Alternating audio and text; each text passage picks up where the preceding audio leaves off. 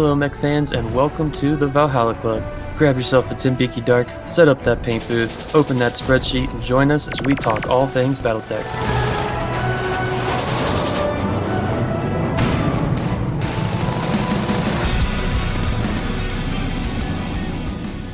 Hello, everybody, and thanks for joining in on another episode of the Valhalla Club. I'll be your bartender for the evening, Mike the Viking. Joining me tonight, we have Ben and Matt. Heyo. Hi. Special guest tonight, we have Chris Lowrey from Piranha Games. Welcome to the show, Chris. For having me, guys. All right, guest intro, as per the usual. Chris, who are you? What do you do?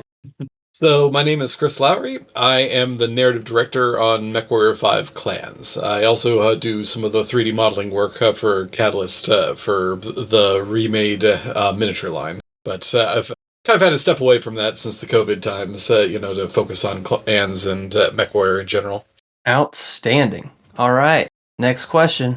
How'd you get into BattleTech? So, I've said this story a few times now, so I don't want to get too deep into the weeds, but basically it was the 80s. I was young, loved Star Wars as a kid, Return of the Jedi, and Empire Strikes Back in theaters, and so I was on a Boy Scout trip at one point, and one of the older kids had a copy of Technical Readout 3025 on him, and I fell in love with it because at the time I was obsessed with the Battle of Hoth, and I thought I basically opened up TRO 3025, and honestly, my 8-year-old brain basically associated the Goliath mech with the old AT-AT walkers from Star Wars. So I, quickly learned that it was a different thing, but that was kind of like my gateway into the tabletop side of things, and pretty much continued on for the rest of my life up until this point. All right, so you are thoroughly seasoned in the BattleTech. Very love seasoned. That. That's what we want from our narrative directors,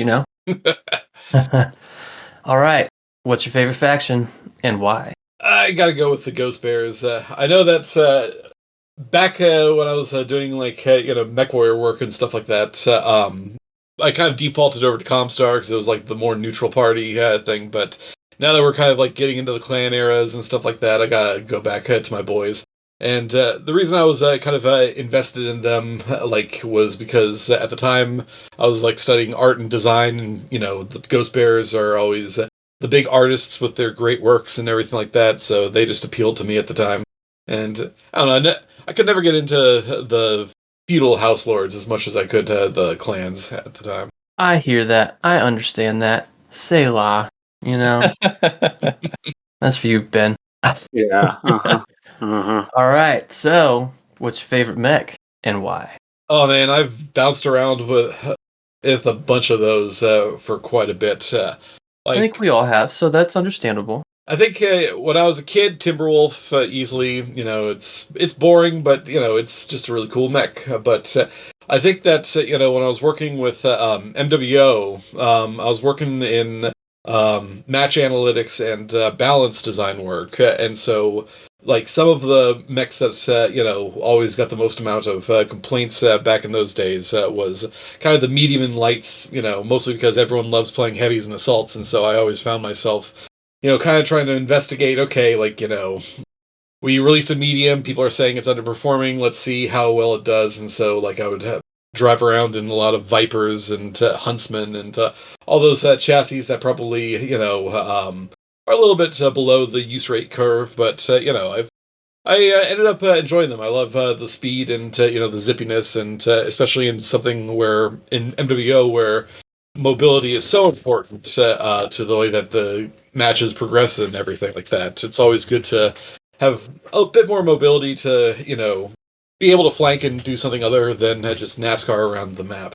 Oh, and anyone that's played MWO knows all about the NASCAR. That's what I said. Why would you ever want to change that? I don't understand. Everyone always goes right, and it's just a circle. It's like a slow think of like a whirlpool. It starts out as the NASCAR race on the edge, but it slowly shrinks into the center. It's more like a whirlpool, I would say. Depending on map size, for sure. I think one of my favorites to play around with at the time, especially after the Civil War tech, was the Shadowcat with a bunch of ATMs, because it was fast enough with the mask, had enough jump jets to kind of Pop-Tart peak above the hills, get some locks, and then drop down. And so it was a lot of fun to kind of almost counter NASCAR, to pretty much go and put up pretty much right in front of all the mechs and get a few pot shots on some mechs, then mask away quickly before the heavies could catch up. So it was always fun. Oh, absolutely. I know this is we've tangented now to a quick MWO bit, but it's hard for me to not now, Well, at this point, I've worked with Piranha Games for almost going on 8 years now. So I got my start with these guys, in the MWO days. So I've definitely put the hours in on all of their products. Oh, absolutely. Yeah, I love heavies, but in MWO, I'm terrible at them. So I do fast mediums or the slowest of assaults. I'm either sides of the there's no in between for me. Yeah. Mobility's fun. More people should give it a try. Oh yeah. I mean, they came out with Legends, and I've been almost exclusively piloting the legendary Viper, the scale shot, for a year now, and it's just so funny because it's so fast and it's so strong. And it make the fatties, as I call them, make the fatties cry. But all right. Well, thanks for joining us today, Chris. We definitely appreciate having you. We're going to move on to the next segment, Return and Report. Matt, you did some cool stuff in California recently. Tell us about it. True. Yeah, I got to go out to the SoCal Open and hang out with a bunch of the people in San Diego. Greg W. from Denver and I, we flew out to... It was actually in Del Mar, but I just call it San Diego because it's pretty much the same thing to me. And this is where all the people that live actually in San Diego kind of cry out in pain, I think. It is. We it was a 2-day event. We had Classic on Saturday, Classic BattleTech on Saturday, and then a Alpha Strike 350 tournament on Sunday. So yeah, it was a good turnout. We had about 12 guys each day, probably the average. And Jesty from out there in the area, if you don't know Jesty, you should, of MRC fame. Great guy, and he organized everything. So the Classic BattleTech tournament on Saturday was 3 rounds. It was 10,000 BV, set in the Ill Clan era. So I actually ran, in most kind of these tournaments and events that I go to, I just try and pick out stuff that I've never played with and usually try factions that I'm not too familiar with. So in the Ill Clan era, I ran with the Raven Alliance. I was like, I'll just try it out, and so used a bunch of mechs that I've never ever played with. It was a lot of fun, but I definitely got my caboose handed to me. Went 1 and 2, had some great games. My dice, per usual, were not with me. Well, they were with me, but they were not on my side, I'll say. They never are, bud. Yeah, they're not. But some really good games. I had my list before we started recording. I was looking for my list of opponents, but I could not find it. So, yeah, thanks to those that played me on Saturday and helped me to recognize my weaknesses in Classic BattleTech. On Sunday, we had our Alpha Strike 350 tournament. That was the Wolfnet 350, and I ran, that one was set in Late Republic, so I ran Republic of the Sphere, because I've never run them anymore, or ever. I painted them up as the Hastati, so a little black and gold, and it was a 4-round tournament. I ended up going 1, 2, and 1, but I won 1, I lost 1, and then I tied 2. But in the ties, I lost 1 and won 1 by MOV. So I kind of split 2 and 2, really, overall. Didn't put that 1 point of damage on the bunker? Well, yeah, and we didn't have You got to bunkers. sneak it in there, bud. So that was the thing is like I just threw together a forest kind of. I didn't have too much time to get it ready. So I really set it up, with the fast ones in mind. And so like my force didn't really do too much damage. It had a little bit of speed, a little bit of flak, a little bit of this and that, just to kind of have everything covered. And then when it got to it, we played Stand Up Fight. We played King of the Hill. We played, oh, now I'm losing it. Remind me the one with the 3 lines where you have to dominate the areas. The Hold the Line? Is it Hold the Line? Yeah, Hold the Line. And so, like, those 3 definitely did not fit what my force was there for. They're like the ones that kind of require the heaviest to go. And then we played Headhunter. And so I was like, yeah, my force was not set up to really exceed the expectations in those scenarios. So there were some rough times, and there were times when I was not hitting, but some of my opponents had some unlucky dice as well. So overall it was good and fun. I didn't end up ever facing Greg, which is okay because Greg was over destroying hopes and dreams on the other table. So that's what Greg does. Yeah, Greg, he had a VTOL list, so he had I think a total of 8 VTOLs. Yeah, something like that. That And sounds familiar. I haven't really seen that before. That's interesting. Yeah, I appreciate the VTOL list. Greg pushes, he pushes the line a little bit, and oh yeah, I think people were pretty surprised when they saw this, and so I didn't face him, so I don't know exactly what he was doing, but he was definitely effective with the VTOLs, and I think that's what Greg tries to do is kind of show how different things can be, I don't know, overused or kind of like used too much, and just kind of make it a point to be like, oh, okay, this can be effective, maybe a little bit over effective if gone to an extreme. But it was cool for him to like bring out all his VTOLs and just see like a line of VTOLs following the backs of mechs. I'm sure Jackets it was are no joke. Yeah, it was, and yeah, so he had like VTOLs that had every purpose and everything, and he was dropping. I think he had some battle armor that he was dropping as well, but it was mostly just the VTOLs as VTOLs, not as troop carriers. So it was interesting, but he won overall, playing as one of the Free Worlds League factions. Whichever one. It was probably the largest one that's out there now in the Late Republic. So and every helicopter pilot that's a fan of the show smiles. Yeah, it was quite the force to see. So yeah, check out the pictures that I think we had a couple pictures put on the Valhalla Club Discord, but. Yeah, it was a really good time out there. The place where they hold it is kind of like this modified aircraft hangar, so it's huge. It's like this cavernous hangar that you're playing in. So it never really feels very tight. Like the space is not very tight. There's a ton of space and everything. Really good folks out there. Met a couple folks that I played online, like Forrester. Met some other people out there from the San Diego community and a couple people from the Los Angeles community as well. And I'm sorry, everyone. I'm totally forgetting names right now. I'm a horrible person, but maybe I'll remember by the end. I know Kyle that we met at LVO. This is big man, bald head Kyle. So, yeah, and I mentioned Forrester.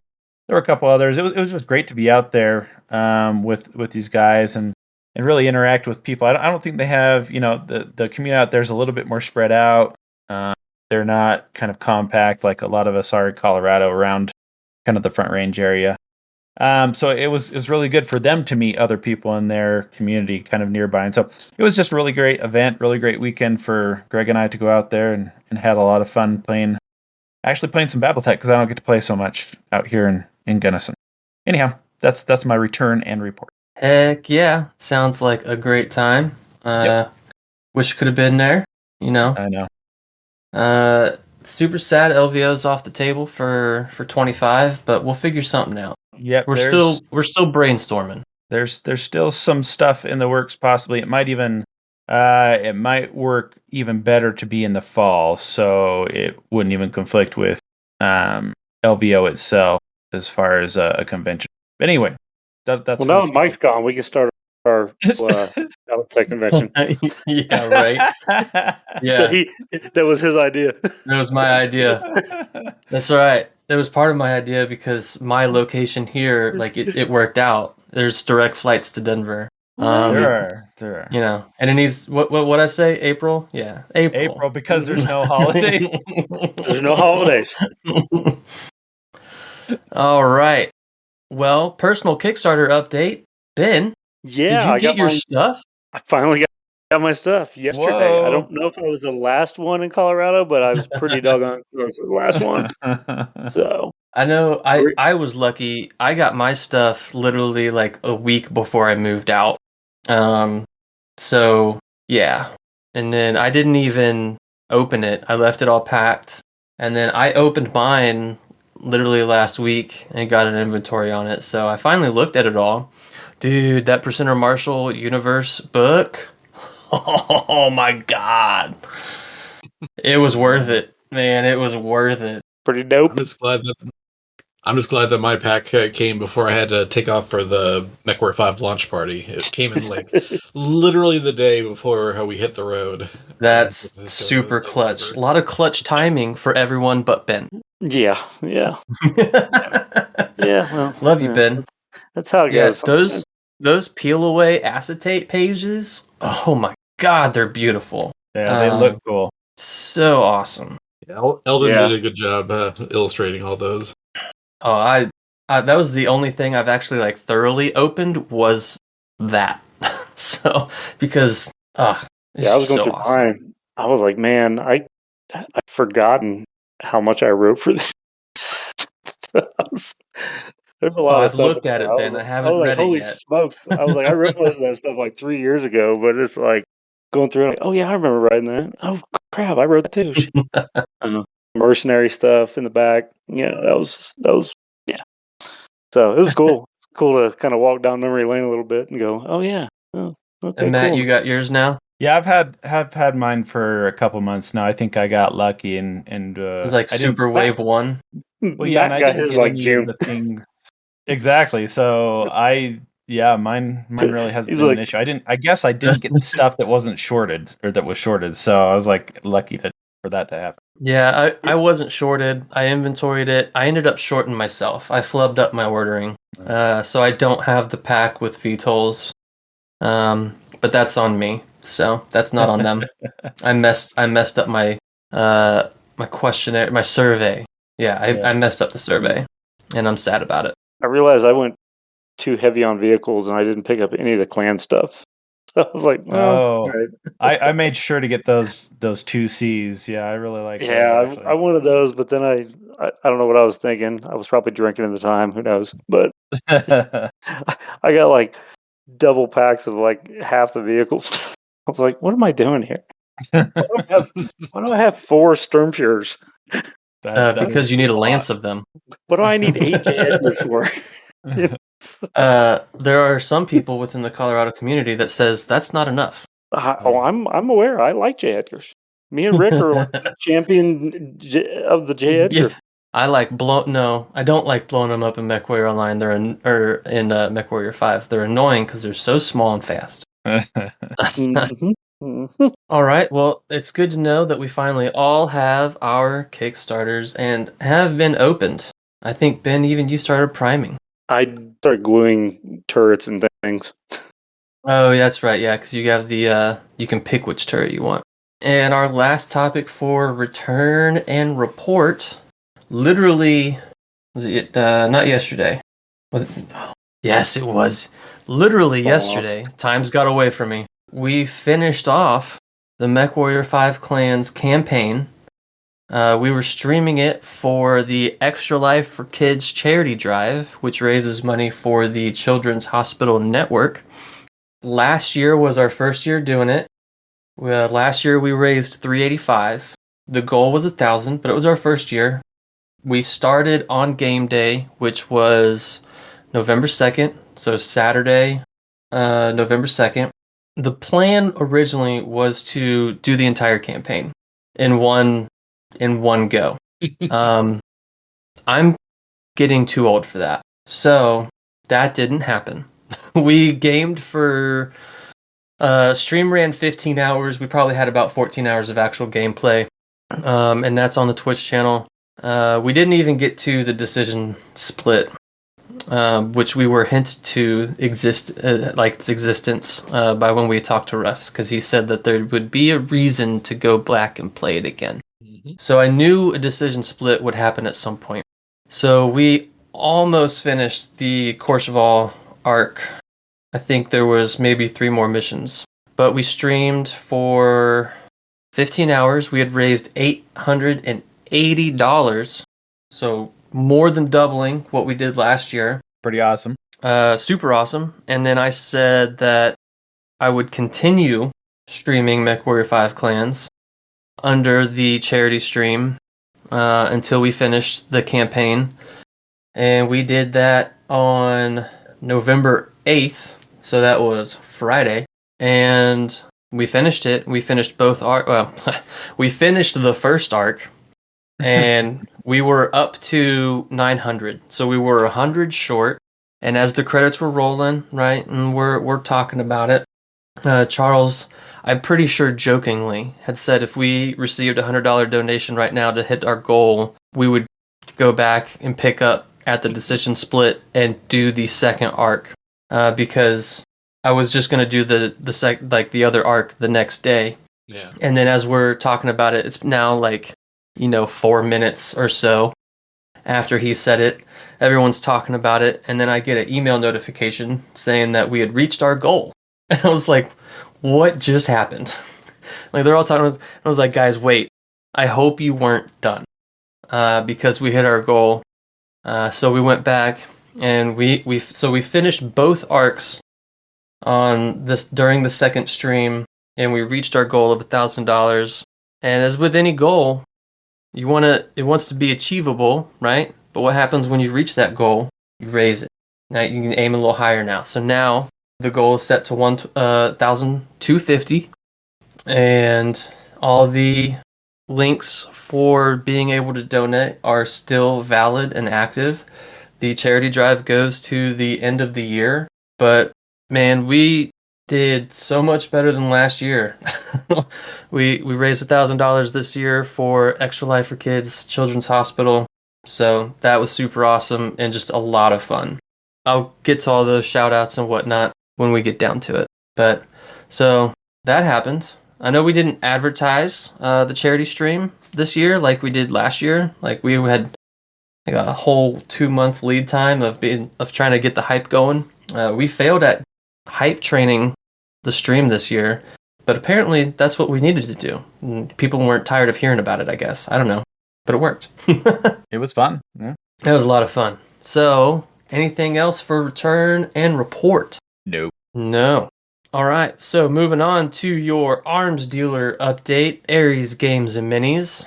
As usual, he gets in his usual restock of CGL product. Yeah, the standard restock of books and force packs. Derek does carry the Turbo Dork paints, which are amazing.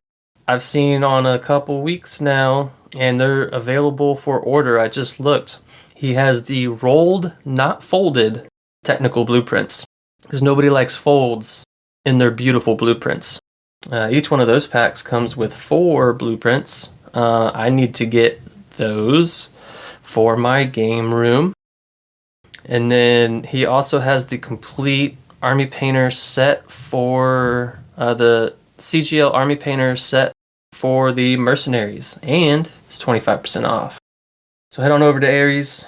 He's got the current good stuff, and he'll get it literally out the door within typically 24 hours. Yeah, Greg put on the Discord this week that he had one that was fulfilled in 12 minutes that was actually shipped within 12 minutes of him making Oh man. not just label created, but also had like dropped off too. Yeah, had been dropped off. Derek is the dude. That was cool. All right, the time has come. The main medal. The reason Chris is even here. MechWarrior 5 Clans. Spoiler alert, the game's been out for 3 weeks at this point? That's all the time you get. Sorry, people. That is all the time you get, plus my editing time, which shouldn't take long. So, spoiler alert, we're going to talk the campaign. Chris, as he said earlier, is the narrative director. So we're talking the story. And if you listen to our episode where we talked with Russ, the focus of this game was a story, to feel like you're playing through a novel in the BattleTech universe. And I gotta say, this delivers. I had goosebumps at moments. I had what are you doing moments. It was an awesome story, a lot of fun to play through. Might be a little hard in the later missions if you're by yourself, but you know, hop in the Discord and find some homies to play with, and it gets playable. You can actually beat those missions. But so spoiler alert, we're talking the full gamut. If you haven't finished the campaign yet and you don't want it ruined, stop now, come back when you finish. It only takes the second stream we went for about 7 to 8 hours, and that was picking it up where it left off, me redoing one mission 3 times solo, and then friends joined, and then we crushed it, and then doing both endings. So what's that? 14 plus 7, math. 21. That's how long it takes, approximately. 21. So. Yeah. Well, I have a question just off the bat, Chris. I mean, obviously, MechWarrior 5 Mercenaries was much more kind of sandbox type of thing. Was the decision to go kind of a narrative or a storyline game for MechWarrior 5 Clans, was that driven by feedback from the audience, from fans, or was that kind of a decision made kind of higher up with those in charge of the games and such? Where did this kind of decision come from? I think it was mostly both Russ and myself. It kind of comes down to just what if we were to basically continue the story for MechWarrior 5 Mercs, because Mercs pretty much left you off in 3049, and we go directly into the clan invasion with Operation Revival and everything like that. What kind of game kind of encapsulates that story the best? And I know that there's a lot of people that love the sandbox nature of MechWarrior 5 Mercs, but that's not really something that you can really do in Operation Revival, especially to kind of capture the kind of thematic urgency of the invasion. You can't just pretty much invade Turtle Bay or invade one of those earlier Wave 1 planets and then just go, okay, I'm gonna F around for 3 or 4 years, like yeah. like you can in Mercs, because by that time the entire clan invasion is pretty much over by that time. Sure. So it's one of those things where we were. MechWarrior 5 Mercs, as Russ has said, is really, kind of a spiritual successor to MechWarrior 1. And that kind of sandbox nature to it really lended itself to kind of the mercenary experience and also the Succession Wars setting. But as we kind of move the timeline up into the clan invasion era, especially when it came to Operation Revival in particular, having the more, open-ended narrative made less and less sense when you're trying to participate and ground the player in what is ultimately a blitzkrieg through the entirety of the inner sphere, and then taking a pause before doing it again. So it's just one of those things that kind of lended itself more to linear storytelling more than sandbox storytelling. Mm-hmm. Yeah, I when thinking about it, I was thinking this was kind of in a way, kind of a successor of other MechWarrior games. And I'm, it's not coming to my mind. Maybe it was 2 or 3. I can't remember which one that had the wolf and the Jade Falcon openings. But that was definitely in my mind, just because it was a different clan. It was kind of like a successor to those games as well. Yeah. Yeah, and that's very much the case. As Russ has pointed out many times, when we were looking at kind of continuing the story and actually doing things from the clan perspective, I think many people on the team were quite shocked to here that it's been effectively almost 30 years since Ghost Bear's Legacy, which was the last time you ever were allowed to even take a clan perspective. So, like, the biggest MechWarrior game of all time, that was the game that made Activision back in the day, and sold so many 3D graphics cards way back in the day. Is really the only time you ever got to see the clan's perspective, up until MechWarrior 5 Clans. Oh. And was the reason that Smoke Jagger was chosen just because it hadn't been focused on in previous games? No, well, that was what I pitched to Russ. Pretty much that. Hey, it's the only invading clan, and from a business perspective, I think Russ really latched onto that. But I pushed it hard on the narrative side because kind of coming directly from the so. I was not on the narrative team for the MechWarrior 5 Mercs vanilla games. I really only came on during the DLCs, doing a little bit of cleanup work for Heroes of the Inner Sphere, but really kind of taking the reins in the story from Legend of the Kestrel Lancers on. And one of the things that I really wanted to stress was the easiest story for us to tell within the context of the constructing a game for people who don't understand the clans or aren't engaged in the clans because they might be new players. To really tell the story of the clans in the era of Operation Revival is to tell the story of the Smoke Jaguars, because so much of the Revival narrative goes through Clan Smoke Jaguar. So even if we were to pick another clan like Clan Wolf or Jade Falcon to really center our game around, we would have to be cutting back to the Smoke Jaguar front constantly to do these big set piece moments or kind of explain what these big events were. So it just made more natural sense storyline wise to really ground it with the Jaguars, because everything from the Outbound Light to Turtle Bay to Wolcott, everything ran through the Jaguar line. So it just became those ups and downs, right? Of the invasion for the clans. Yeah, that definitely makes sense. So I hadn't thought about that. That's cool. Yeah, and that was the big important thing for us, at least, because MechWarrior 5 Clans as a product is really telling the story of the clan invasion from the clan's perspective, and the best way to do that is to kind of ground yourself in the clans that hit those key moments in the storyline that you really want to hit, and for that there's pretty much no choice but to ground the player with the Jaguars, especially if we want to be sure to tell our own story, because one of the challenges with Wolf and Jade Falcon in particular is that there's so much literature kind of written about those particular clans, is that would fans want an alternative perspective of those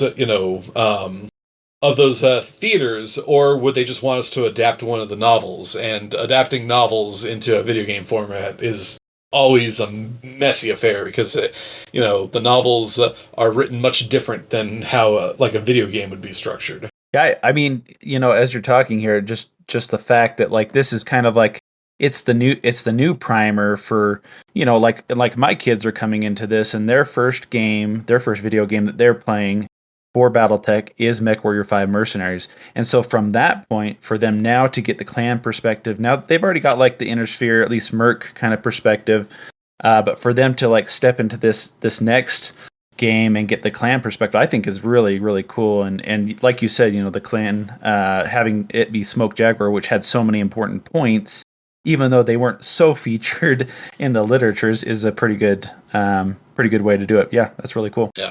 Well, that was the other thing that made him so appealing to us, is that for all the major points within the context of the story of BattleTech, so many of those big moments were never really fleshed out in the core setting.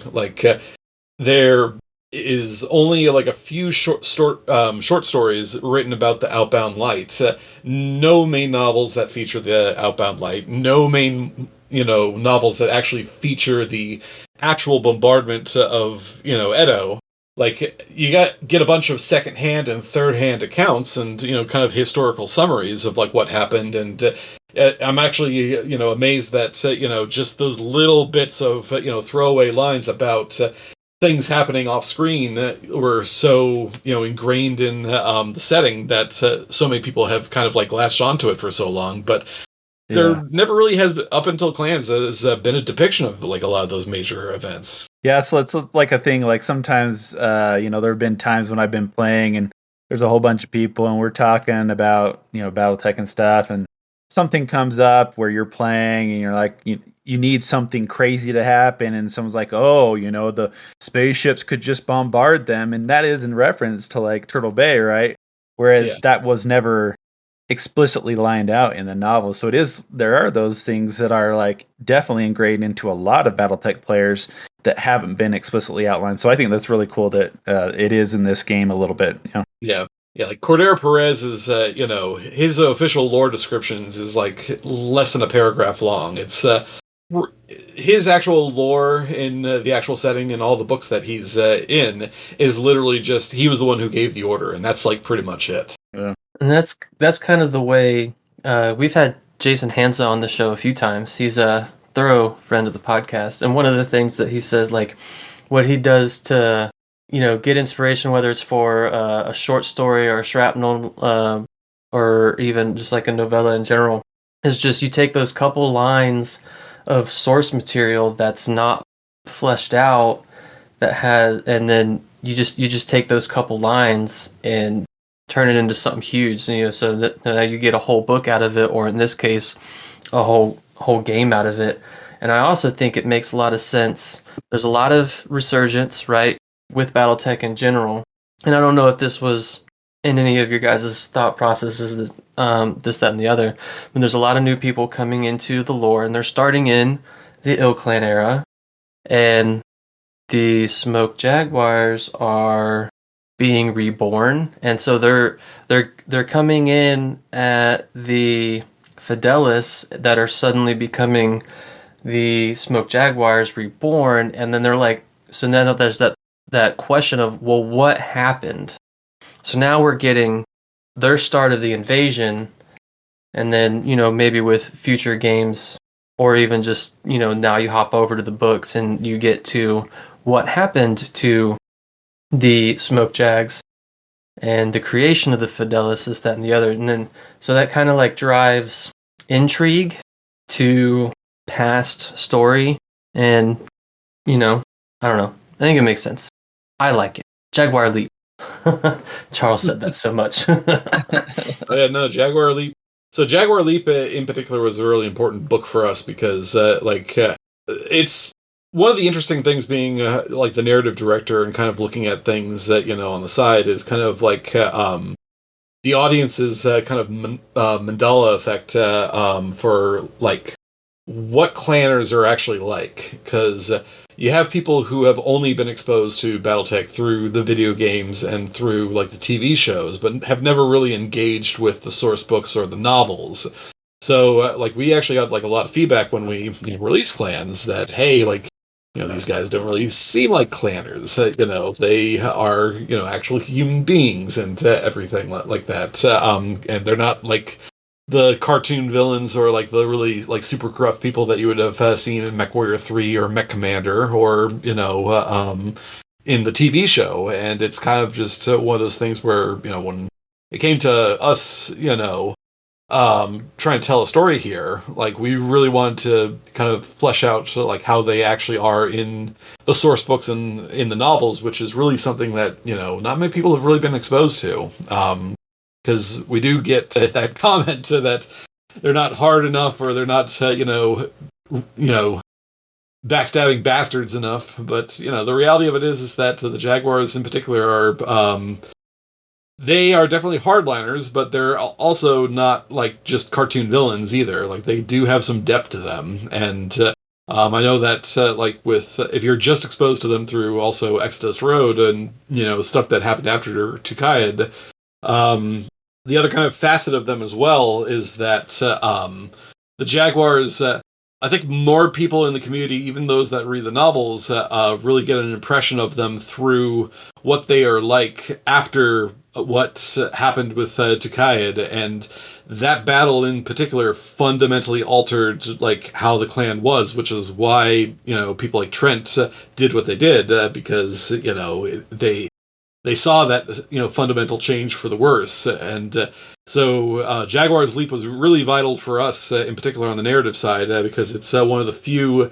depictions of the Smoke Jaguars, both before the invasion and actually during the invasion before Tukayed. Yeah, that makes total sense. And like I've seen some comments, like because Jaden and his team, right? They're all we start with them as they're entering their trial of position. So they're at that final step of Sibco life, and everyone's like, "Oh, but they're just crying like such babies. Like clanners are supposed to be like super hard, this, that, and the other." And I'm like, guys, you realize they're like 17. They are babies, and they're gonna act like babies. Yep, pretty much. Well, like, they're also a short. They probably also have a short memory for even reading the Jade Falcon books. You see that Aiden, too, yeah. You want to hear whiny, just and angsty, just look at Aiden. And look at Aiden Pride, dude. Like, yeah. Yeah, right. Definitely some angst there. Oh my god. Oh yeah. It's lore accurate. Can confirm. Yeah. So I completely get it though. A lot of people pretty much, were exposed to BattleTech through the video games and through the TV shows and haven't really engaged with like the source book material or the novels at all.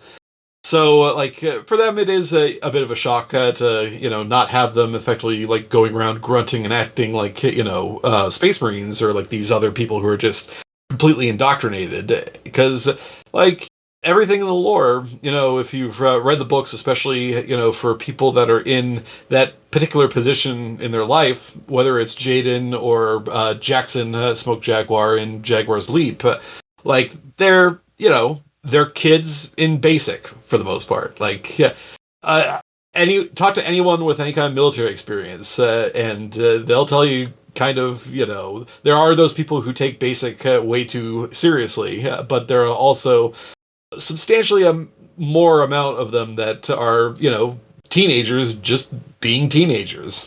Yeah, there's time to work, but when you're off the clock, when you're off duty, it's the hobbies that help you survive and stay sane.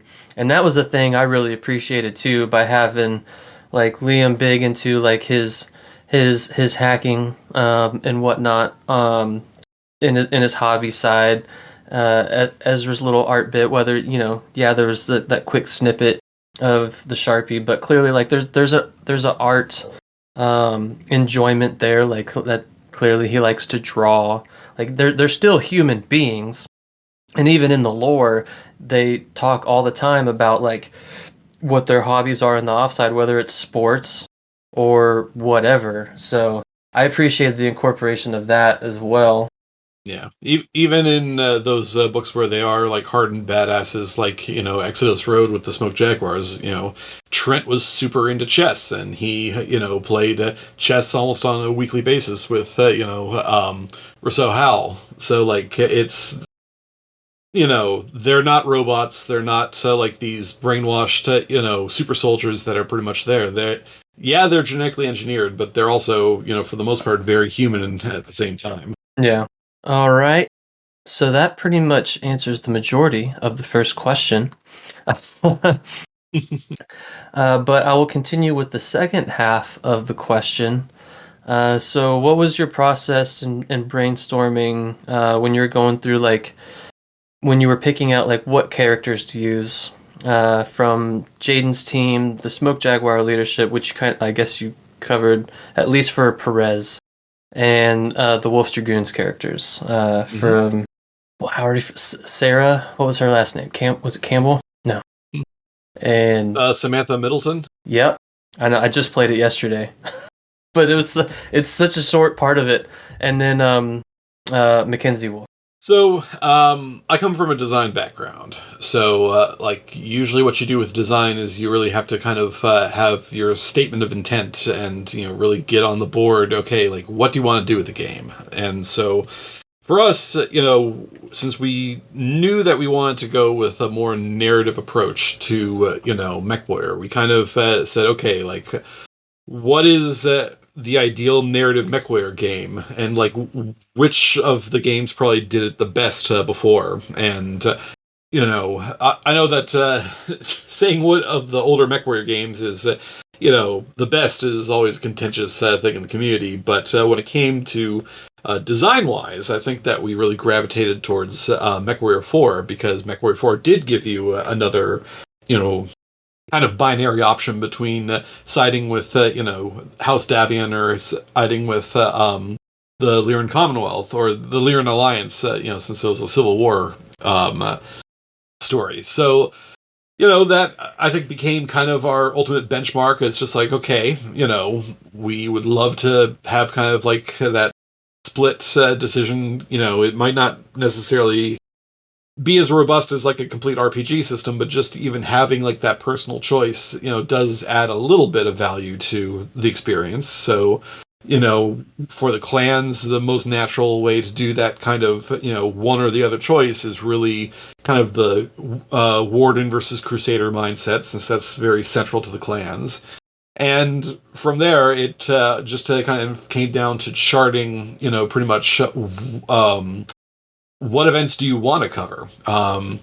And, we, for the Jaguars in particular, like, I think that, it's fairly easy to kind of track a path for them.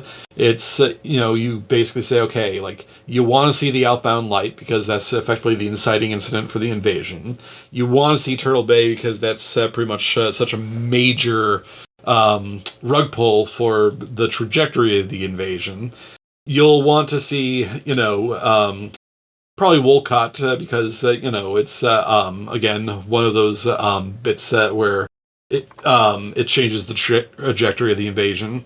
Same with, the Battle of Radstad and Luthien. Like, you get everything that you want on the board and kind of say, okay, like, what do we want to kind of cover? And from there, we really dive into, the lore material, and we say, okay, like, what units were involved in the Battle of Turtle Bay, and what units were involved in Luthien. And if we wanted to keep it close to the lore, like, we kind of needed to dive into that pre-established fiction and really chart out what some of, the core units were. And for us, that's effectively how we came across the 362nd Assault Cluster. And once we kind of have a unit, that we want to try to track through the invasion, that gives us like the most, logical path through everything. That's, most of the work is done for you at that point in time, because, you pretty much have your cast of characters based on just what it is to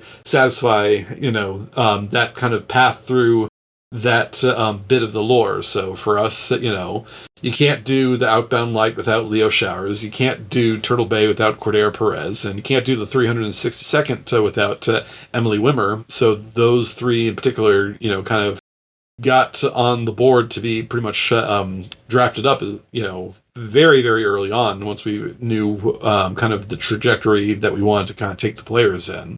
And then, for the playable characters, it really came down to,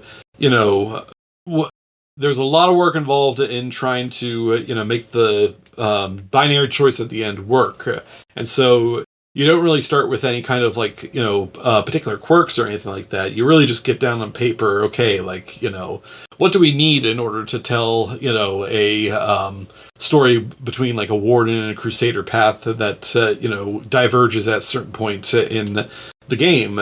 And that's how we pretty much got some like very raw archetype for 4 playable characters at the time, because we weren't sure if we were even going to get a 5th playable character. We had to, that's like one of those things where coming out of Mercs, you kind of have to work within the technical limitations, and that was one of the things that the engine upgrade to Unreal 5 kind of unlocked for us, was that hey, like, we could either do it a 4-player game like we did with Mercs, but we're going to have some overhead if we, do go up to 5 players. So the initial planning for the narrative was really centered around, the characters that ultimately became Jaden, Mia, Ezra, and Liam. And Naomi wasn't a part of that until we could pretty much, guarantee that we could do the 5-player star as part of the game.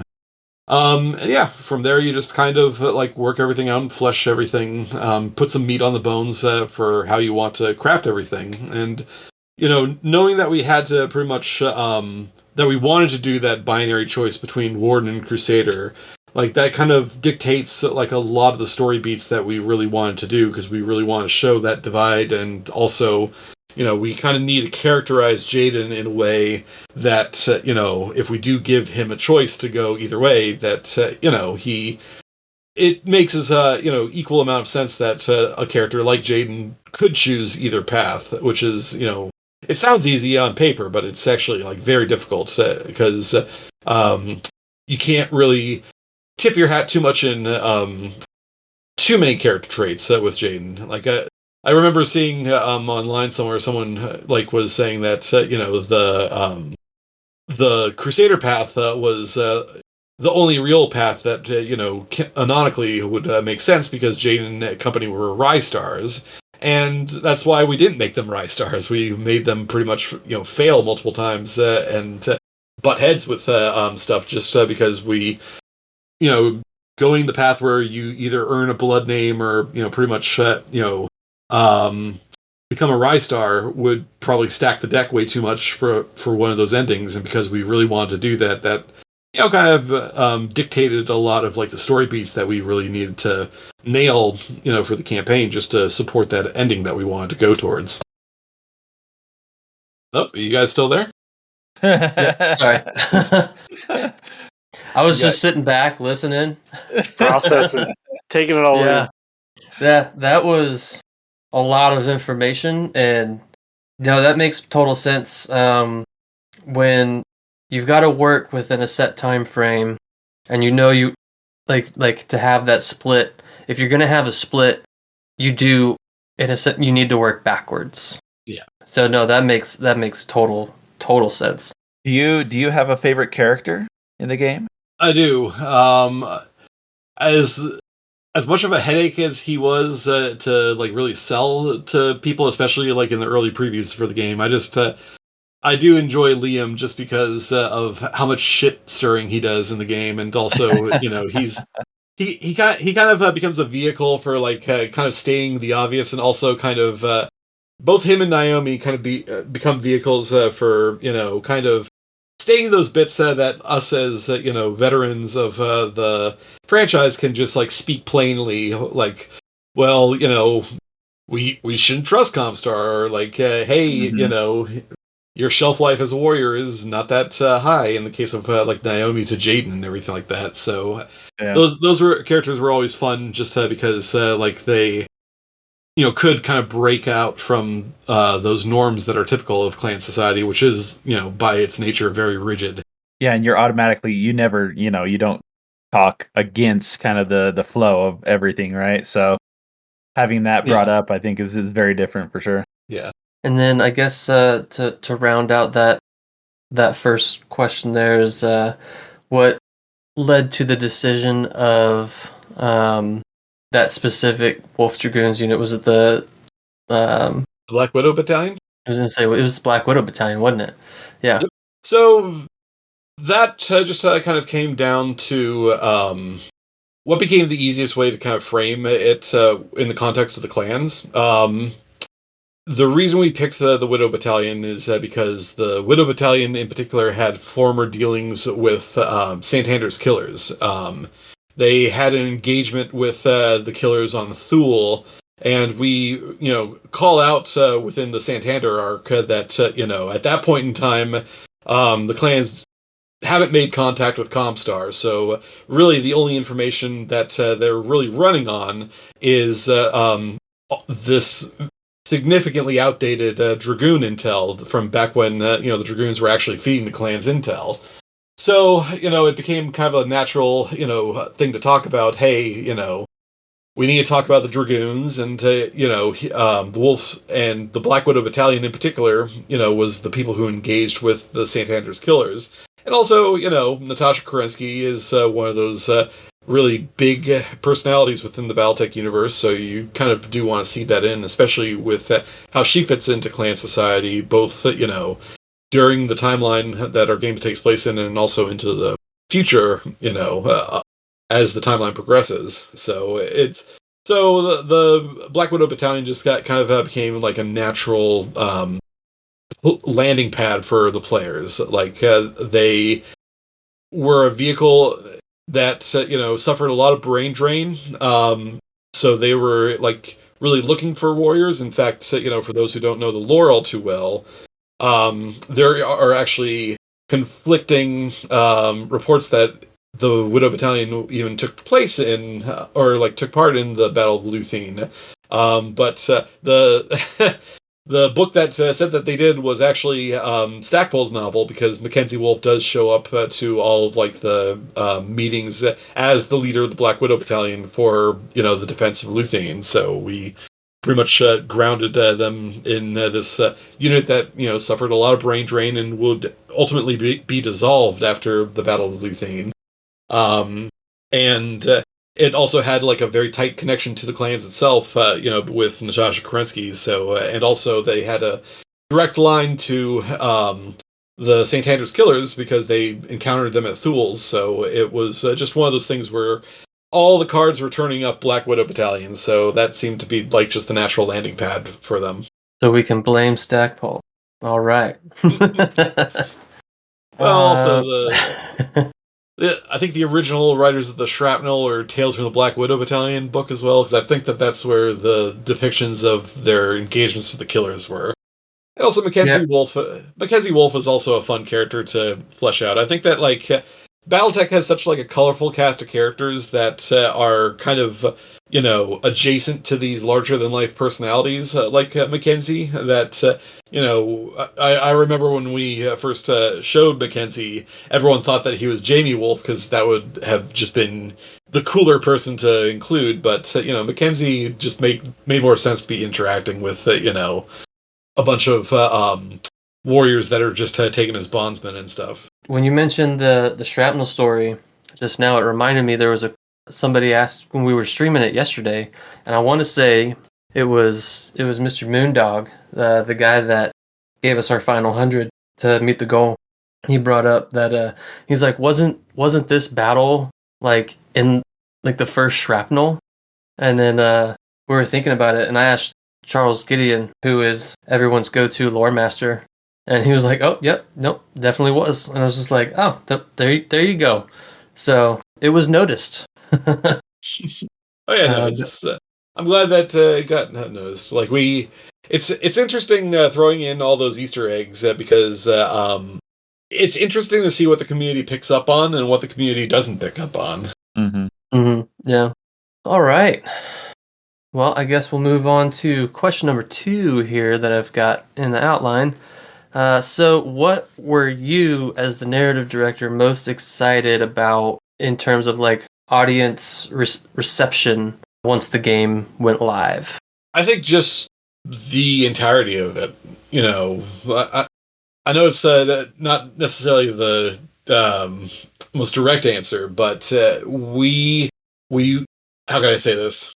For many, many, many years, ever since I've joined up with Piranha Games, I think that there's been a segment of the community that have really pushed us and kind of held us to task because their ideal, in their head, the best MechWarrior game that we could possibly make in their head is a MechWarrior game that really was either a BattleTech novel or a BattleTech movie brought to life. And none of the other MechWarrior games that, really did that. MechWarrior 1 was way too primitive. MechWarrior 2 was literally just like ripping out excerpts from the Falcon and the Wolf scenario pack, and just kind of throwing it on the screen with no rhyme or reason.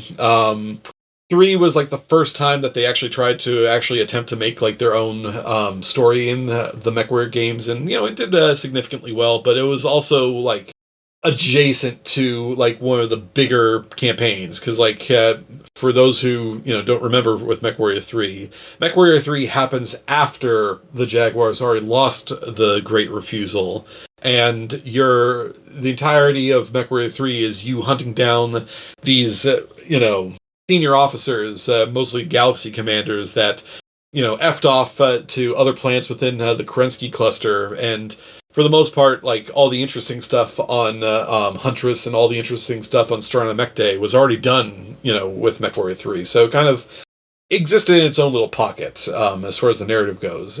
And then MechWarrior 4, like I honestly think that MechWarrior 4 was probably the best narrative that actually did try to add character to it. But it came out, 20 years ago. So the kind of character work that went into it wasn't necessarily like at the level that I think people really kind of expected or like wanted from this particular IP. As charming as those live action sequences were in MechWarrior 4 and Mech Commander, like they definitely were products of their time. They were cool at the time if you're, a kid, but kind of if you go back and rewatch all those with like kind of a fresh set of eyes and say, okay, like if we really tried to hit that as our high watermark, I think that a lot of people would have come away with us, failing to hit their expectations in their heads. So, like the biggest thing you're talking about. No, it was the best. No, I totally agree. I've watched them. Like on YouTube, like as a sequence. And yeah, it's definitely something that at the time I was like, whoa, that's so cool, and that like put me into the like the thought of these people in the BattleTech universe. But then like looking at them now, I'm kind of like, oh, okay, that's kind of cool. But it's not as cool as having a better fleshed out characters and a real better game. So yeah, I agree. Right.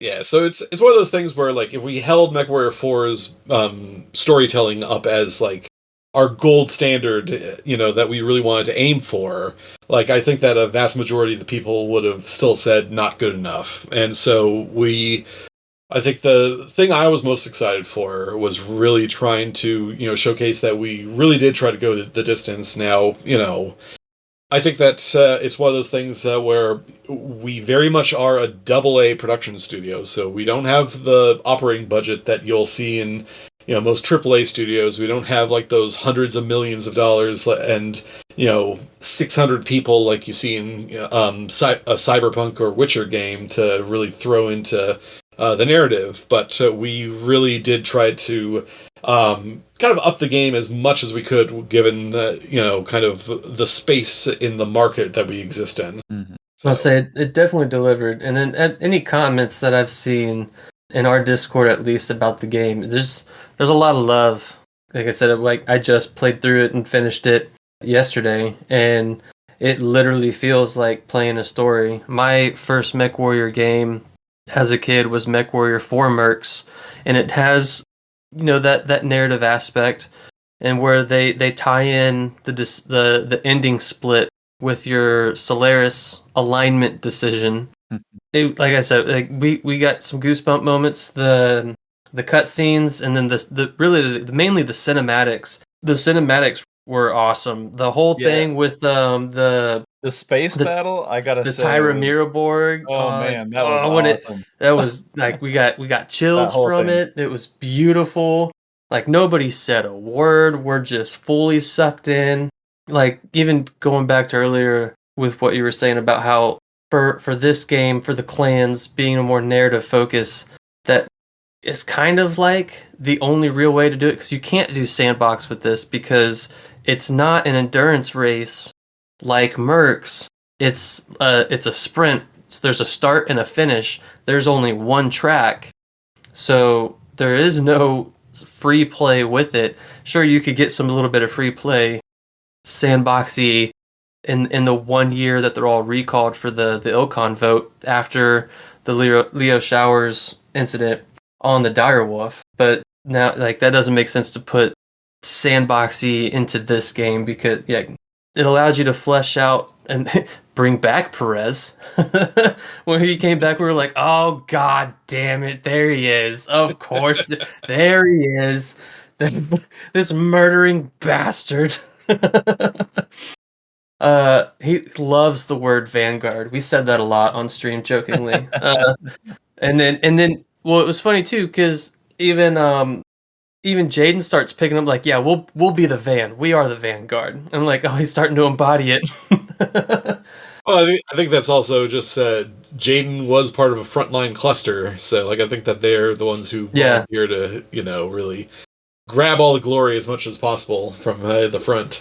Oh, thoroughly. And that's if you're in back-to-back multiple deployments, it makes sense. Or consecutive back was what was the line? It was in both arcs. Multiple consecutive deployments. That's what it was. Yep. It was in both arcs. So, but yeah, no, that makes sense because at that point, it was in that line that he started calling us like, "We'll be the Vanguard, we'll be the van," and it was so that makes sense because now you're exhausted and you're running on autopilot, and for a lot of his learning time in the beginning, where you're a pure sponge, it was with Cordero Perez. But yeah, no, it was freaking awesome. I loved it.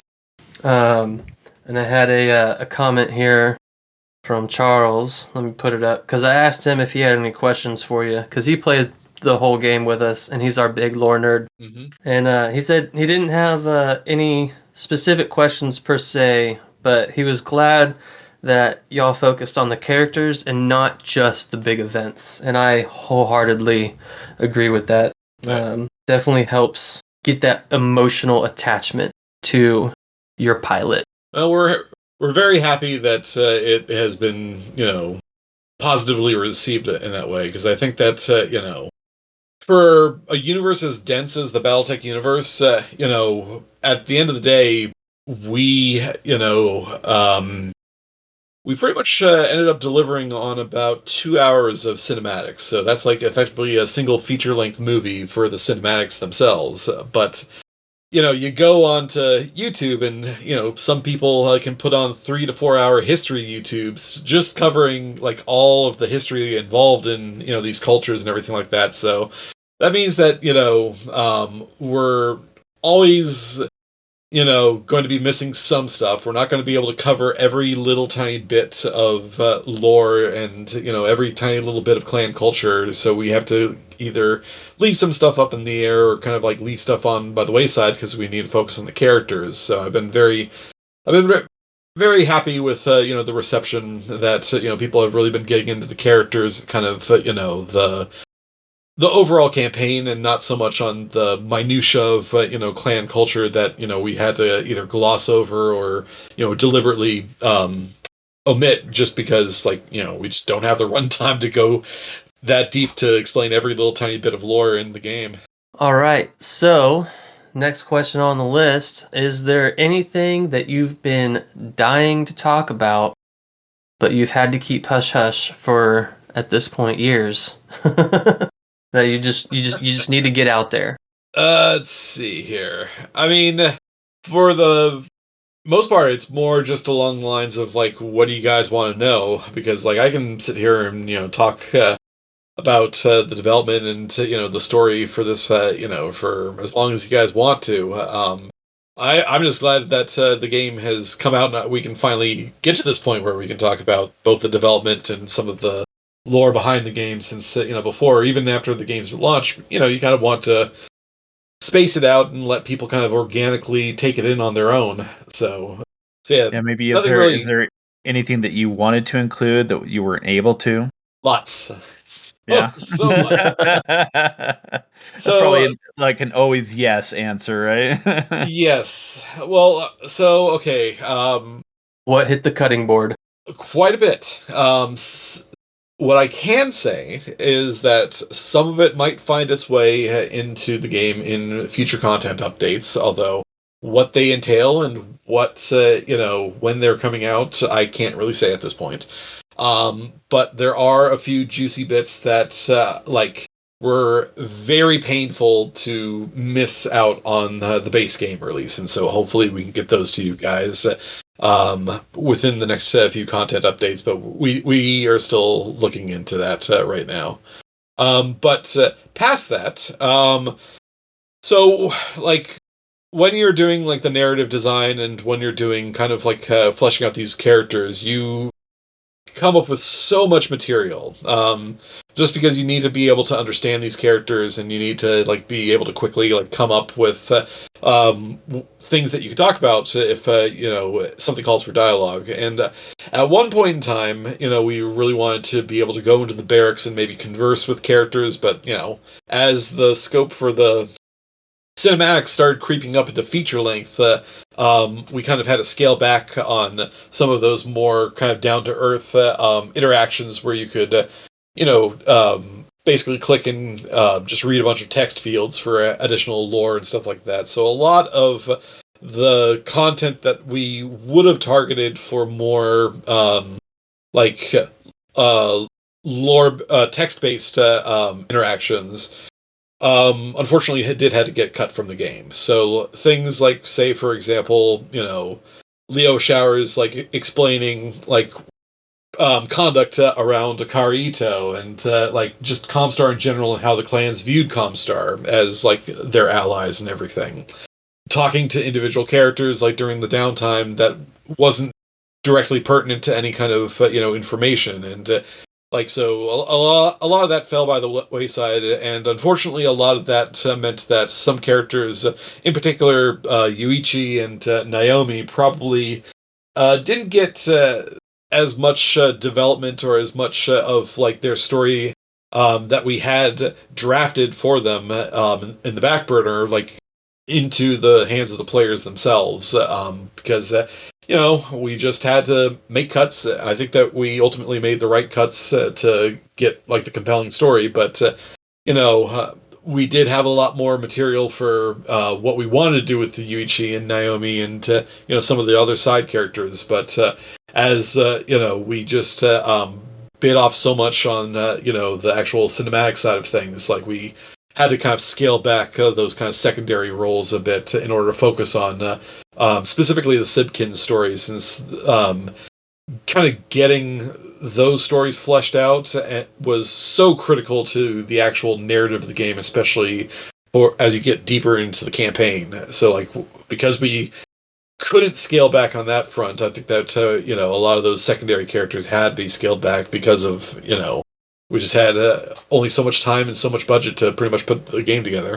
Yeah, I can imagine there's just, when you're coming from a point of like pie in the sky and then you have to get like where the rubber meets the road, really, it's like stuff is going to get cut, and probably for you it's a little bit, it is that pain of like, oh, I really love this part, but I get that we can't include it because the main story has to go on. Yeah. Well, in the case of Yuichi, so many hours went into making sure the logic chain for why he would even want to be, a bondsman in the Smoke Jaguar clan, and actually wanted to attain warrior status within the Jaguars over, the Draconis Combine. So much kind of went into the planning around that, and also, talking with Catalyst about, the circumstances that would see him adopted, during the Year of Peace, where all the Blood Name Warriors would go back and effectively brain drain all those, garrisoning forces back in the occupation zone. So, we did so much legwork and so much kind of, charting out of, for characters like himself, and we only got a fraction of it actually in the game, just because that's all we had time for the most part, because doing, fleshing him out more would have meant it would come at the expense of one of the core, Sibkin characters, which was just too vital to, because we just really needed to build up the Sipkin relationship to build up to that, narrative split in the campaign, since, your relationship with Ezra and Mia in particular becomes so vital as you're going in towards the tail end of the game. Mm-hmm. Your mention of CGL reminds me, with Mercs, it was Randall, right? Wrote all the background stories for each of the main characters in MechWarrior 5 Mercs. Is there anything that we could remotely, hint at, talk about? Could we expect a physical story about maybe some of these things that got cut in like a novella or anthology, where you get some of Yuichi's background, some of Naomi's background, some of their earlier Sibkin time, even, perhaps? I don't know. So, never say never.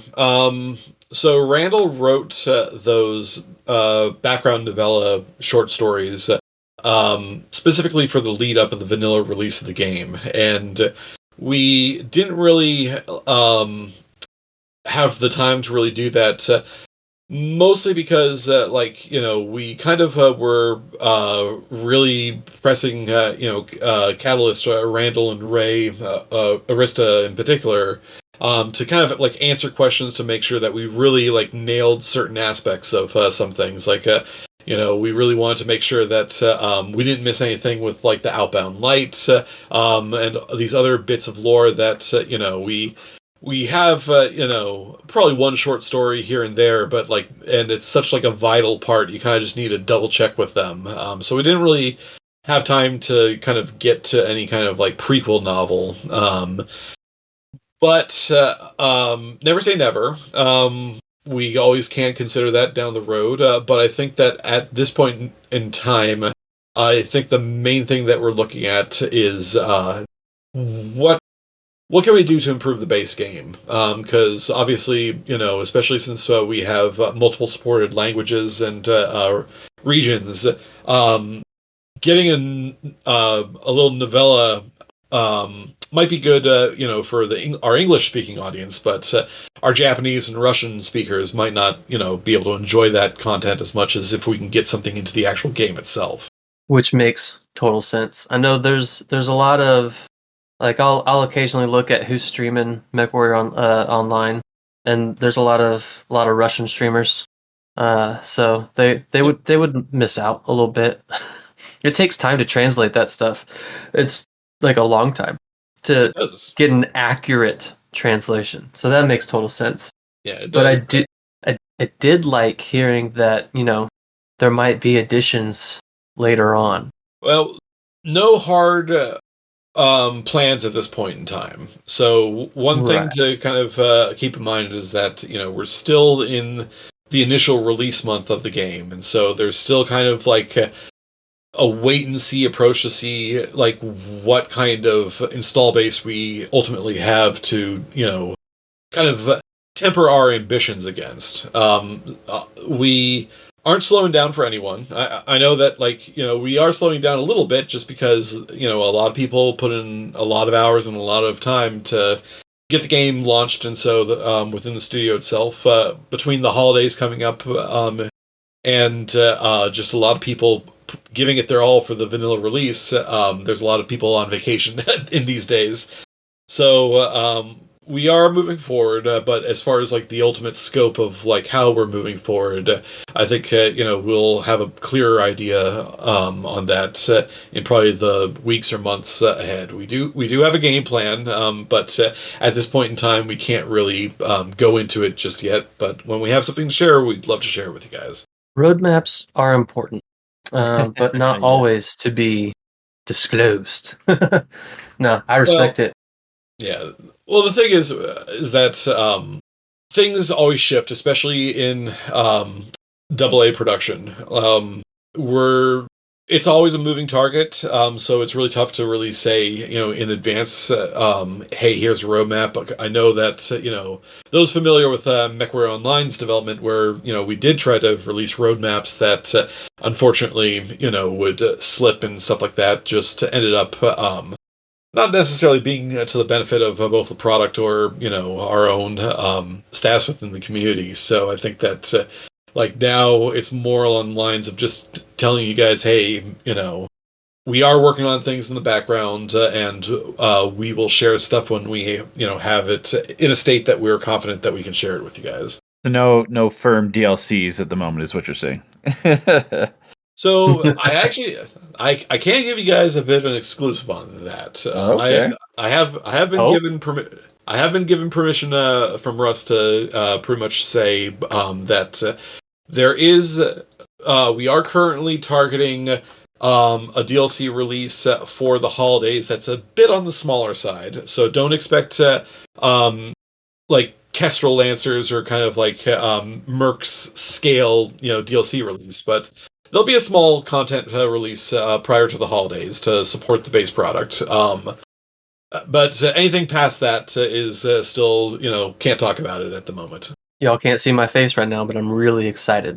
Yeah, that's pretty cool. So when we finished it out, we went the Mia route first. When we finished clans, before we got the donation that forced us to go back and do the Merc route. And when we were talking about it, I was like, what are you guys' ideas for like DLCs? Like what could we probably like anticipate first? My idea, this has some promise because it's short, right? When we were watching the cinematic with Jaden and Alexander, it was Alexander, when he came in and Jaden's like, I don't want to talk at the moment, because he was about to go face Ezra, and then Alexander gave him his whole bit about he essentially did this same exact shit in the past. And he was like, if you go and do this and you do it fucking right, I'll sponsor you for a blood name. And so my idea for a DLC, and it could be short, so I'm hoping, would be a Trial of Bloodright DLC. Because that makes sense. He told us he would sponsor us. I want to fight for my fucking blood name. So, challenging thing about that is actually, not so much the Trial of Bloodright itself, but kind of expectations within the community as far as like what kind of product MechWarrior 5 Clans is, because that makes sense. Like we market ourselves as a 5-player co-op game, and there's Jaden in his trial position because like that was one of those cases where like it's such a vital part of the storytelling that it's impossible for us to really get around that being effectively a solo experience. But after that trial of position, like how much of an appetite is there for exclusively single player content like that, versus like 5-player co-op content, just because of how our game is structured. Because like just for some history on that, the Solaris DLC for Mercs, like we knew that like free for all was just not going to work when it came to a multiplayer game. So that's like one of those things where like we were already 5 or 6 DLCs in, so we're just like, okay, like some features within this particular DLC is going to be much more geared towards our single players, which is the majority of our player base. But those substantial number of players that do play the game as a co-op experience, like we knew with Solaris with Mercs that we were going to kind of get dinged for that. But with clans, like, how much of an appetite is there for those like kind of single player experiences like a Trial of Bloodright versus further expanding the 5-player co-op kind of features. So that's like, I think that that's actually a question that I would have like to the audience, of the show and everything right now, because we're always interested in seeing kind of what the user reaction is, and if we were to basically do a Trial of Bloodright, like what would the impressions be, especially from those players that might enjoy the game co-op more than single player. I'll say I thoroughly enjoyed the co-op side. I think I definitely enjoyed it more. Playing with friends is always a lot more fun. There's plenty of moments where you can complain at your AI teammates and like you stupid computer, like how can you not hit that gigantic assault right there? That makes total sense. But I think if it was like a shorter single player arc, like a Trial of Blood, right? Like as long as it's not impossible, right? No one likes impossible, but definitely still difficult. Because as you get through a Trial of Blood, right, it's going to inevitably get harder. And then there's also, I guess, from like a developing standpoint, the difficult side of factoring in the hunter and the hunted when it comes to a Trial of Blood, right? Do you like narrate that so that you're always forcing one or the other, or do you incorporate you could be either based off a flip of a coin, and then you can go through it and then do it again later, and then because of flip of a coin RNG 1-2, are you the hunter or the hunted? That'd be pretty cool. Yep. I do, but like I said, the co-op for me, loved it. If there was a short single player focused element, I personally, and that's just me, right?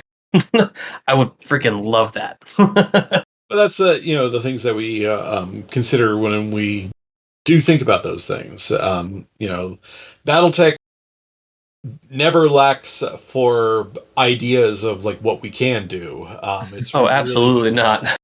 Yeah, it really just kind of comes down to what fits our gameplay loop the best, and also like what our player base would actually enjoy. And if you're playing the game 5-player co-op, and if you suddenly have to do a single player experience where your 4 other co-op friends just have to sit on the side for a bit, like it's that does impact their own enjoyment of the game if we do that too much.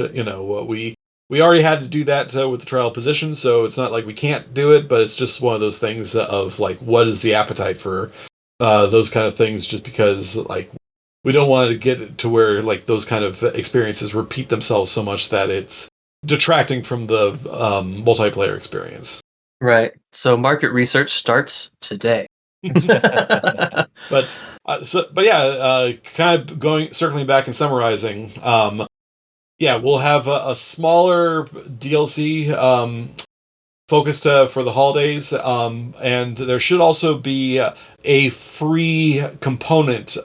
So like when that DLC comes out, there should be a free update that also adds a few updates to the game client itself. What those are at the moment, we're going to keep that under wraps, but we might have an announcement for that hopefully within the next month or so. Before Heck yeah. Yeah, very cool. Thank you, Russ, for authorizing the nugget. Your nuggets of information are always appreciated. All right. Yeah. So, as I was playing, the only note that I specifically made in my phone, on my notepad, was why did Liam take his helmet off? Because we were all playing, and anybody go watch the stream, when he takes his helmet off, literally all 5 of us are like, what are you fucking doing? Don't take your helmet off. You gotta explain, you gotta get some background why, what's going on. So tell what's going on. I mean, this one's neat. This one's an easy one. He just couldn't see.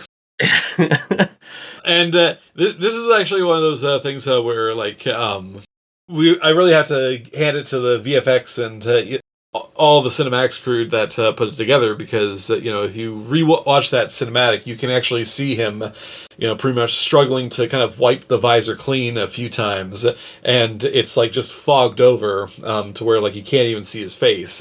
So like he does try to clear the visor a few times and before he gets frustrated and takes it off. I reluctantly accept your explanation. We weren't fans of Liam per se. Mm-hmm. But we were like, he didn't have to do that. But I guess if you can't see and he's trying to do his thing, like, okay, I guess he did have to. Yeah. Like, I didn't want him to die, but I didn't necessarily like him. You didn't necessarily want him to live either? Is that what you're saying, Mike? That's not what I said. I think it was Charles who said they had to kill Liam lore-wise because he's too fucking smart and he would make the Jaguar watch too good and then they would actually start doing good if he lived and actually joined the Watch. And that doesn't happen in real life because they're stupid. So they had to kill Liam. And I was like, I can accept that. Yeah. I think there's kind of an ultimate tragedy with a majority of our cast in that regard. Like, I think that, like, Mia herself wants to pretty much contribute to the clan, especially, like, when you think of, Operation Revival, and especially how the Jaguars kind of operated. When you're reading, like, a lot of those source books, like, you're reading about kind of, like, all the ferocity of not just the Jaguars, but everyone, because guess what? Like, there's a lot of aging warriors that see this as, like, their ultimate goal, and they really want to pile into the Inner Sphere and get, like, their glory in before they pretty much get too old to, really cycle out of frontline duty.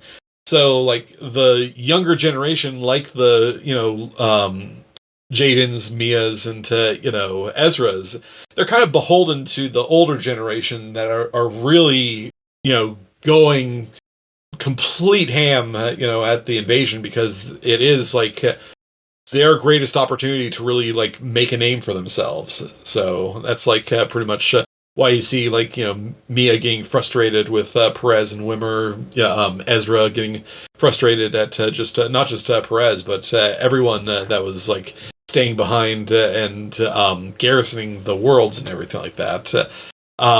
So there is kind of, like, not just in Liam, but, like, in all the characters, there's kind of, like, an inbuilt tragedy that, because they are of that younger generation, some of their and talents are just they're still human. Yep.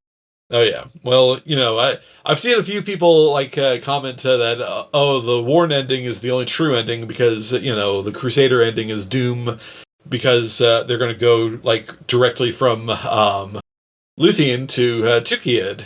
And to that I say, well, both paths are kind of doomed, because the Dragoons are going to go right from Luthien to, an internal civil war.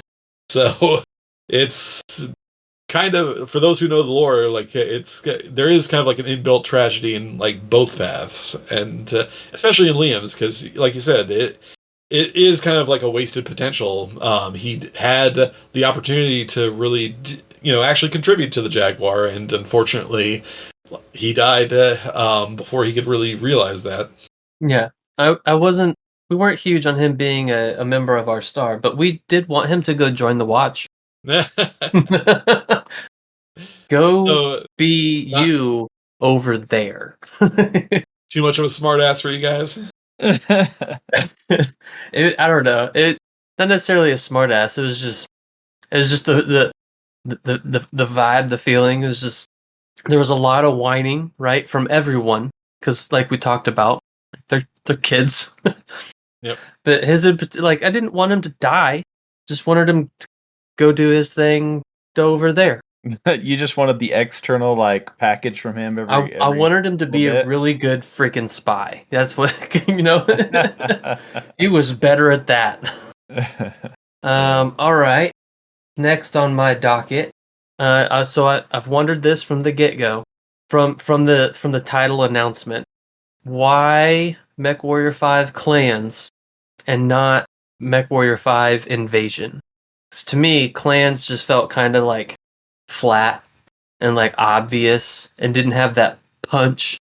Personally, MechWarrior 5 Invasion sounded super cool. Can you give any insight on the decision for Clans? So, well, one, I will say that I did initially pitch MechWarrior 5 Revival, but that was rejected for numerous reasons. But I think I do love that. So you get an upvote from me, sir. Well, the main reason, and this is also why Revival would have been a bad name in the long run, is that if you look at the history of Mercs, when you're initially releasing a game, like, there's no way that we could tell that we were able to put 5 years and multiple DLCs worth of content expansions into Mercs. Like, that is very rare, even in this modern, video game landscape that does see longer tails on a lot of game products. Like, to get 6 whole meaty DLC package that is over the course of like 5 years of post-launch support is very rare. And as we pretty much developed things, like, I'm not sure if you guys saw, but like we did try to like release things sequentially where you'll pretty much get Kestrel Lancers, and then afterwards Rise of Rasselhaig is like slowly chipping away at our timeline. But by the time we actually got to Solaire Showdown, like, we're already in the 3040s, and our runway for the game is like literally up until 3049. So like there's only so much more runway to like really leverage in Mercs, given our own kind of time box of what that product was. So if you were to pretty much call the game MechWarrior 5 Clans, or like MechWarrior 5 Invasion or Revival, like that kind of almost time boxes you into that era, which might work for the initial products and even initial DLC releases, but we're never going to be able to tell.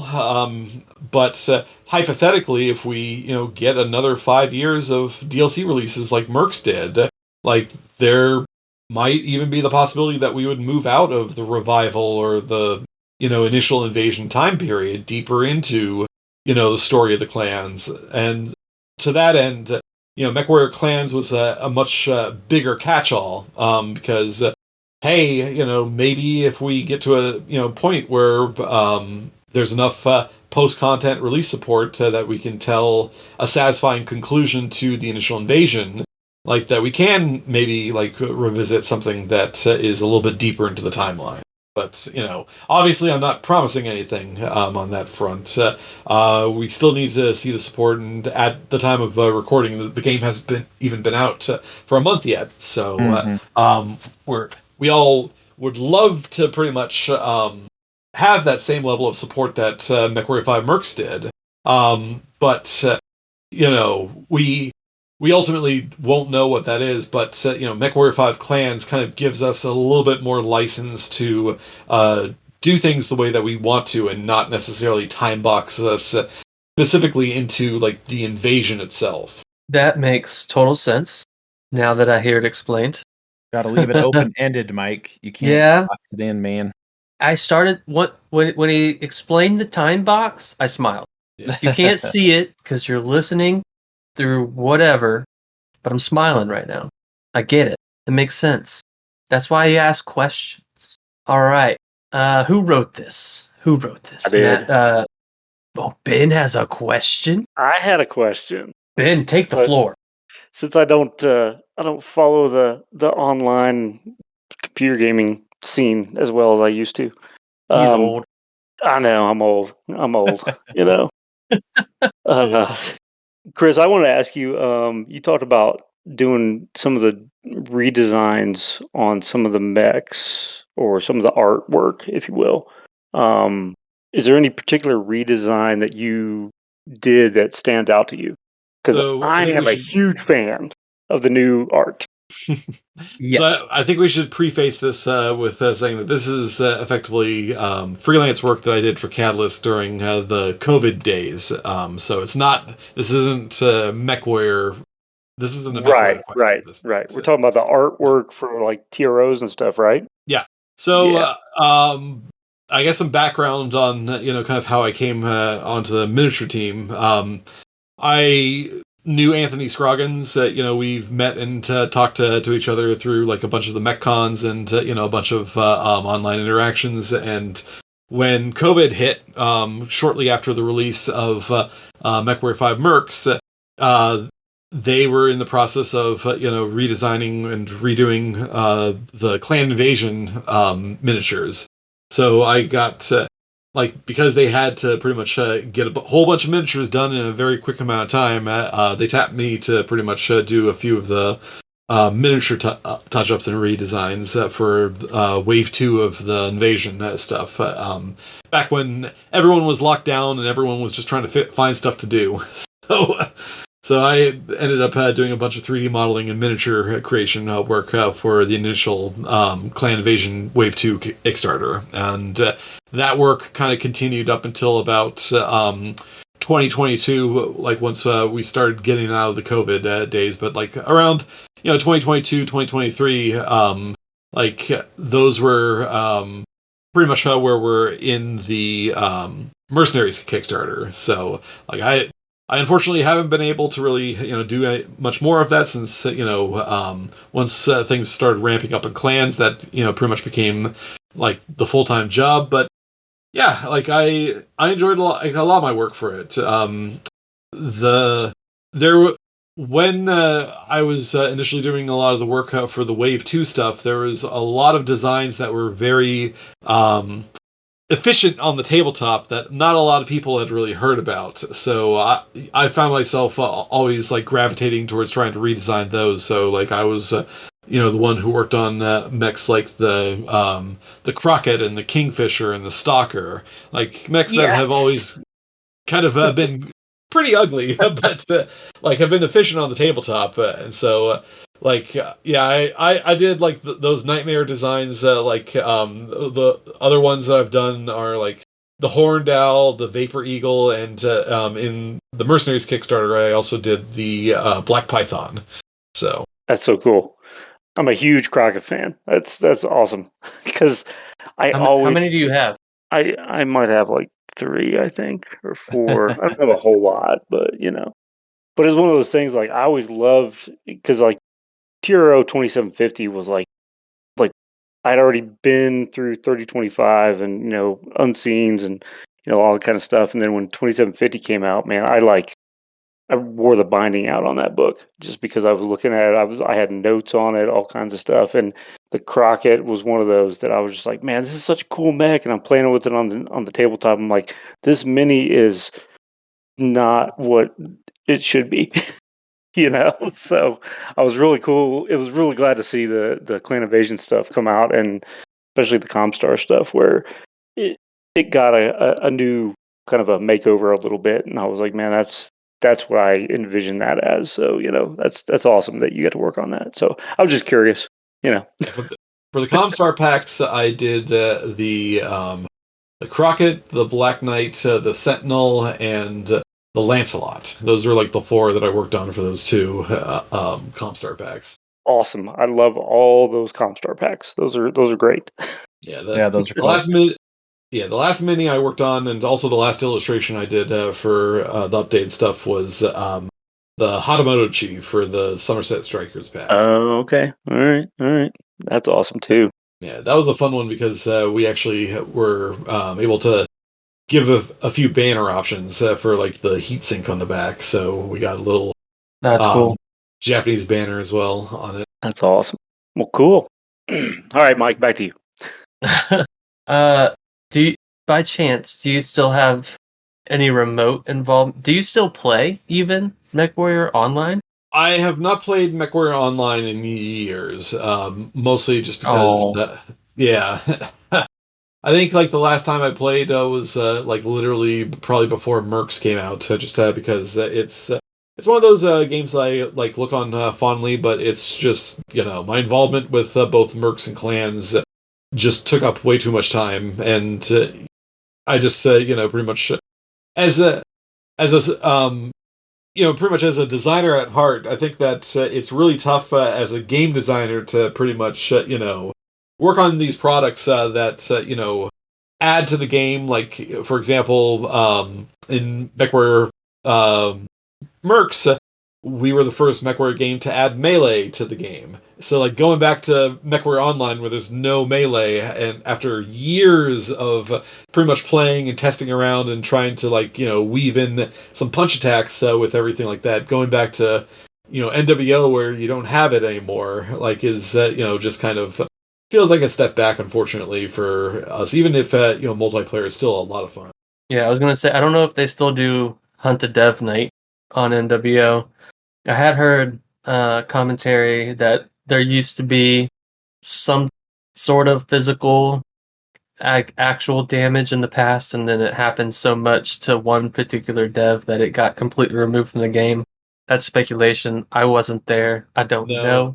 I don't I can know. say no. I can say for a fact that it hasn't been removed from the game because we As gave soon out as you little. start and you brush it, like it's your left leg always takes 1% damage. Well, we gave out trinkets like we gave out cockpit medallions where it was basically the PGI logo with a bullet hole in it.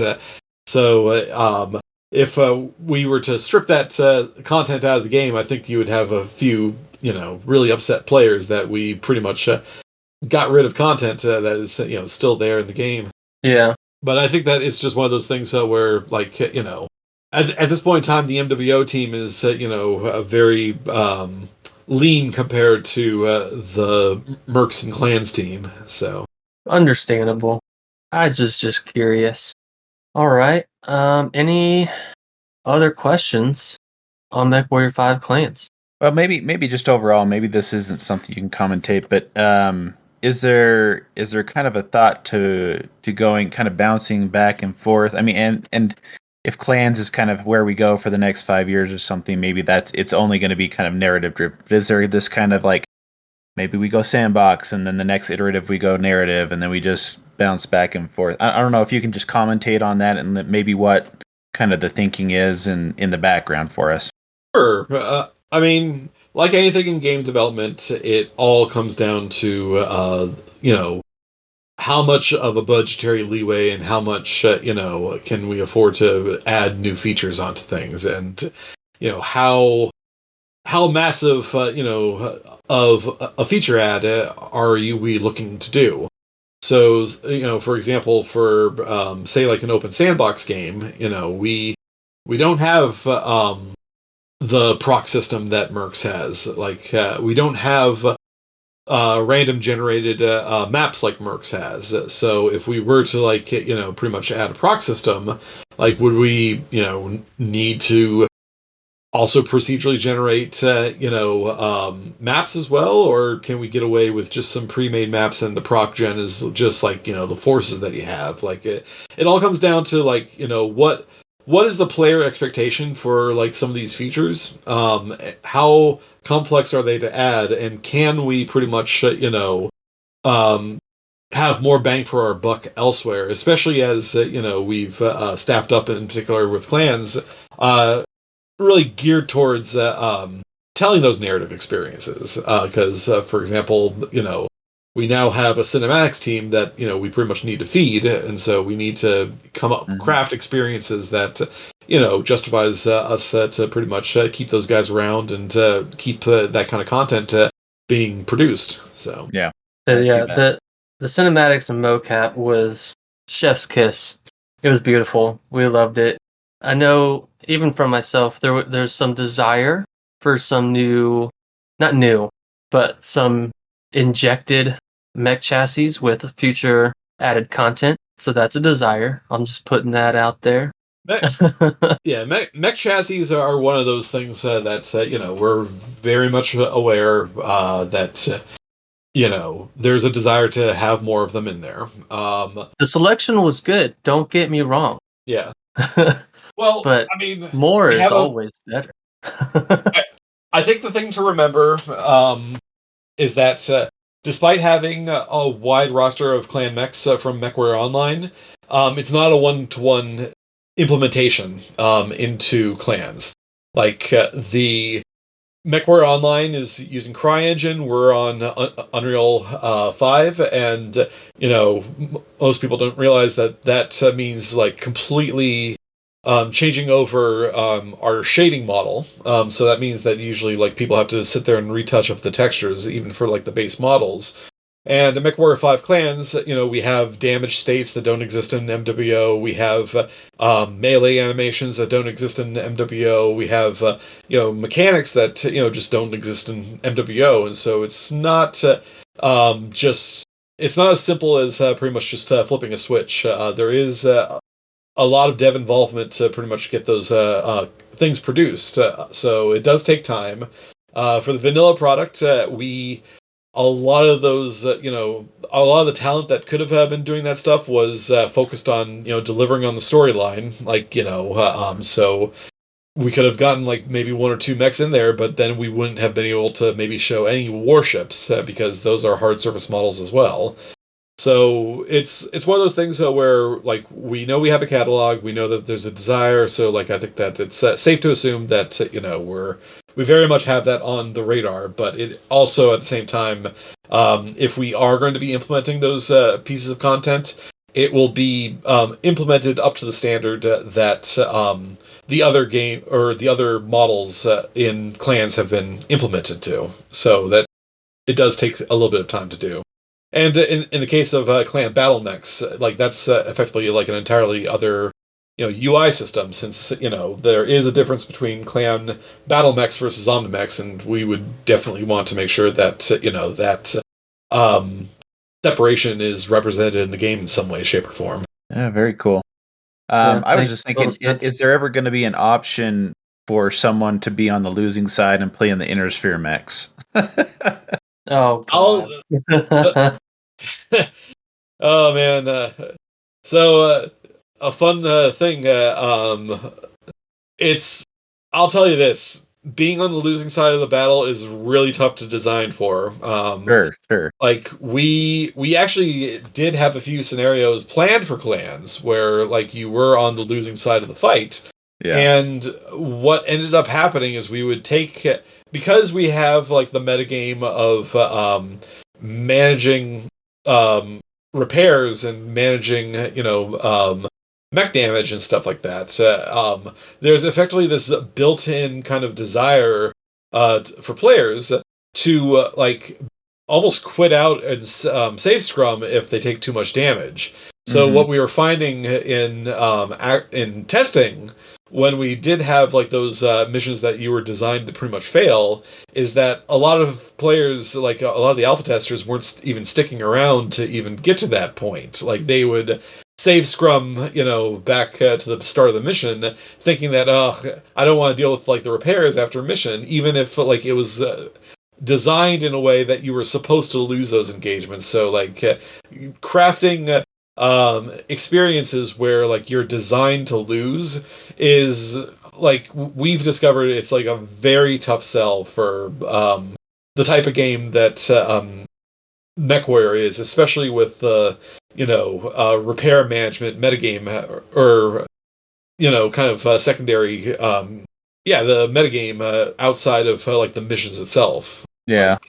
It's one of those things that just kind of grates against each other if we designed it in that way. So it's not impossible, and Sure. I definitely would be curious to hear what people think about it now that I've put that out there. But it is definitely something that we actually have tried internally, and we are finding it a tough sell to really get those kind of experiences out there.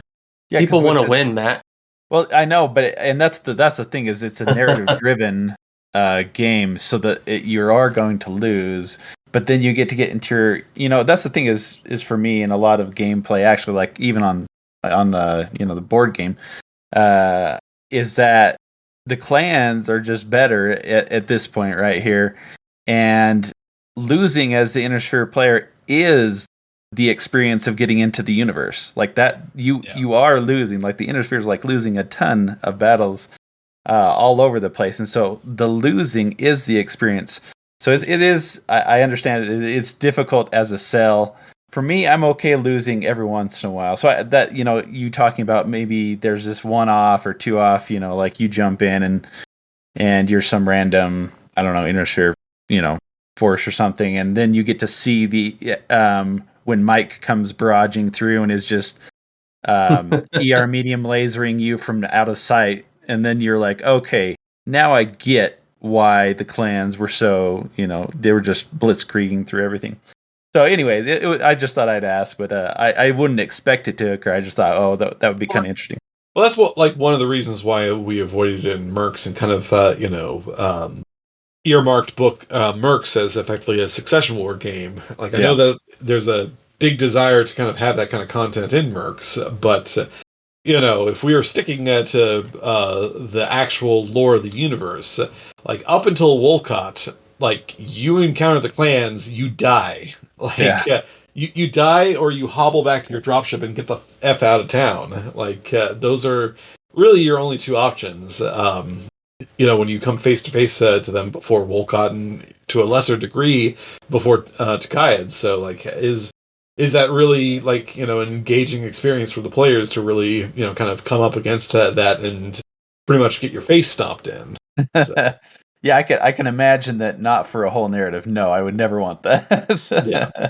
Yeah. Oh yeah. I will say, at some point I was anticipating in some type of cinematic to see Anastasius Vogt.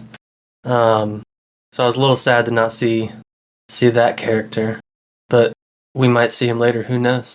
I did have another question that I just thought of that I've heard other people have commentary on. So physical attacks, right, are big time Desgra tactic. Why include that with clans? So it's the same reason that we kind of gloss over Zellbriggen. We introduced melee attacks in Mercs. Like, it was a lot of fun in Mercs, and a lot of people enjoy using it, and so we didn't want to stand in the way. Like, at the end of the day, executioners. What other mechs? Yeah. Was it Novas? Mislinks, like those mechs that still have fists attached to them. Like, they're still just as good at punching things as the Inner Sphere mechs are. It's just that the clan warriors don't tend to gravitate towards that. But guess what?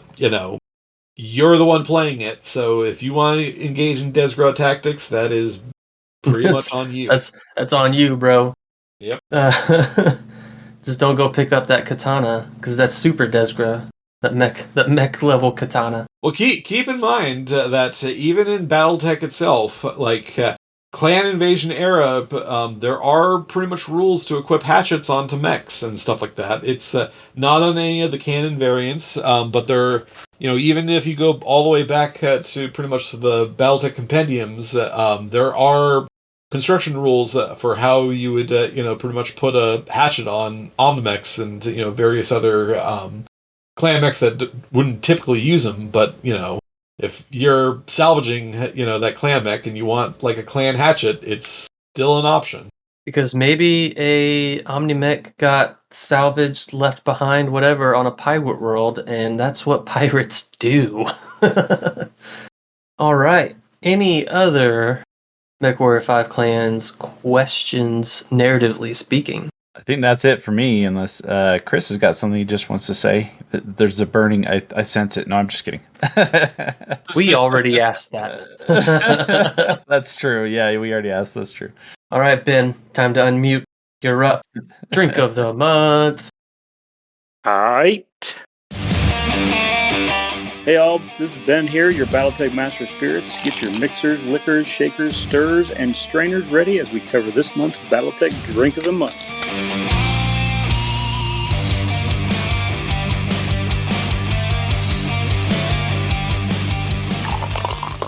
All right, this month's Drink of the Month is in honor of my Marine Corps brethren as well. A little odd take on the time-old tradition of grog, since we're recording this on the weekend of Veterans Day and the most holy of days of the Marine Corps birthday. The Prince's Grog, 2 ounces of bourbon, ½ ounce of lemon juice, 1 teaspoon of brown sugar, 4 ounces of hot water. Mix it in a mug, garnish with a cinnamon stick and a lemon peel, and enjoy. No one's ever had a good experience with grog, Ben. What are you talking about? Well, the original take on grog was like, back in the 1600s, and they were trying to keep algae out of their fresh water on ships, so they had to mix in a little rum with it, and it doesn't work that way, So, okay, Ben. So how does it taste? It tastes good, actually. The amount of times I've heard of like a dirty sock being added to the grog, I'm just come on, bro. Now you put a little spice in there, you put a little lemon in there, some citrus, Then you can't taste the sock. It's a good drink on a cold day, Warms the soul. It does. It does. If you If you have want to one, torture yourself and it toss a have sock in there, I guess. you can toss the sock in there. But it's, I mean, I was looking at stuff and they were like, mixing dark and light rum, and like, I'm like, what are we doing here? Some Just people are putting, it's a trash can. yeah, it pretty much is. I mean, Yeah, it's just whatever you got, throw it together, take it a drink. But I Yeah. mean, for what it's worth, what you have listed out tonight sounds delicious. pleasant, if you will. Sounds pleasant, and the cinnamon kind of fits with the season, right? It It's does. fall, It does. It's a winter, fall. depending on where you are. It's the military version of pumpkin spice. Now you had to go and ruin it and call it pumpkin spice. No one's gonna try it. All right, upcoming action. You're done. That's your drink of the month. That's your drink of the month. There we go.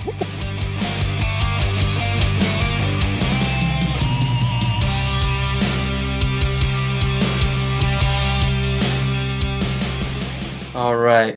Upcoming action. KSAG, December 6th through 8th, Minneapolis. Ben? It's me and Matt both are going to that. Oh, So fellas, true. take it away. yeah. So as far as I know, KSAG is the Kroll Sisters annual gathering of gamers, or Kroll siblings. I think Kroll siblings? Yeah. I think the original take on it was Kroll Sisters a Go-Go. It was But, Kroll Sisters. Kroll Sisters a Go-Go is what I knew it as for like a long time, and then I guess this year on they had to class it up a little bit. Yeah, they had So now it's the Kroll sibling annual gathering of gamers or whatever. But it's going to be in Minneapolis, December 6th through the 8th. I think we're starting at 11 o'clock on Friday, Matt? Yeah, I think just before noon is when they've got the place open for us. And I think the last count I saw, there's all kinds of stuff going on. There's Alpha Strike and Classic both. I know there's the doubles tournament for Alpha Strike is on Friday. There's a couple of different classic games going on. It's a Solaris tournament. There's a Merrick Civil War classic event going on over the weekend. There's a King of the Hill classic battle. There's an Alpha Strike singles event on Saturday. There's some epic plays. There's all kinds of. I think there's even an Alpha Strike. Maybe an Alpha Strike campaign of some type going on. So there's Drafted for War as well. Drafted for War is on, yeah. So I think the last count I saw for the singles tournament was like 36, 35 people were on the singles tournament. Yeah, so that's one side. So there's others doing classic that day and stuff. So I don't know, maybe 50 at this point. So yeah, it should be a really good time there. Yeah, it's going to be a good event. So if you're in the Minneapolis area, the weekend of the 6th through the 8th of December, swing on by and, hang out, and you don't have to throw any dice. It's like a little mini BattleTech convention, if you will. Yeah. So, and it'll be happening at the Games Center in Roseville. Something like that. Yep. Outside of Minneapolis. So, pack your snowshoes. Tis a WolfNet radio podcast event. Any of their events are always a lot of fun and awesome. You can get details for the event on the WolfNet Discord. You can find it on their Facebook page, and I'm sure it's got to be on wolfsdragoons.net.com. I don't know how good they are at updating the website. They're all updating on their Facebook page, but check the WolfNet. Facebook and Discord, all the deets will be there. Yep. All right. That's the only thing we have for upcoming action. Not a lot this time of year. A lot of staying at home, family time, and there's just a lot of snow in most places, so people don't want to go out and about, which is why we online game more with MechWarrior Online and whatnot. So that should roll us into shout-outs. Chris, as the esteemed guest of the show, what do you got for shout-outs? Warrior 5 Clans out now on all platforms. Be sure to check it out if you haven't already. And if you got to this point without having played the game, Sorry. Not sorry. You were warned. We had the disclaimer. Sorry. We had the disclaimer. All right. I will actually be starting us out with shout outs just so I don't forget because there was a lot. Like I mentioned earlier, we had the Extra Life charity campaign. Shout outs are going to be for everyone that donated. First donation of the charity drive was Robert. And then we had our esteemed Northman, Nigel, Charles, Gideon, thank you, from WolfNet. A Zane, somebody from my mobile game that I played. I shared it in that Discord too. We have the Paula Dean Butterqueen as her in-game name. That is a great in-game name. Yeah, well, it's a mobile game, and our alliance theme is Hell's Kitchen, and everyone has like chef names and whatnot. It's hilarious. So Paula Dean Butterqueen, Tommy, Feather Bell, Feather, Doc Shoot and Loot, Charlie Company Cider Company, also known as Chandler, Zachariah, Moondog, T. Ravis, John, and the individual bringing us to our $1,000 goal was Moondog again. So huge shout out and thank you to everyone that donated to the charity drive. Like I mentioned earlier, that campaign is going through the end of the year. If you weren't able to donate at that point in time due to pay schedules, whatever, if you're ever able to and would like to, if you can, I'll have the link in the description for this episode, and you can also find it on our Discord in the announcements channel. There's also a silent auction happening on the WolfNet radio podcast Discord for various items from diorama minis to all kinds of awesome stuff happening over there. Let's see. Everyone that joined me in the game, we had, Charles, Brent from Omam, we had Kaz, we had Zimmer, we had Derek from On the Origins for a bit. I feel like I'm forgetting someone. I didn't actually take note of who all played with us. And then anyone that engaged with us in the stream chat, Dark Legion 666, Zimmer, Moondog, of course. He was hanging out a lot. And just anyone else, anyone that rated the stream. I think there was one or two.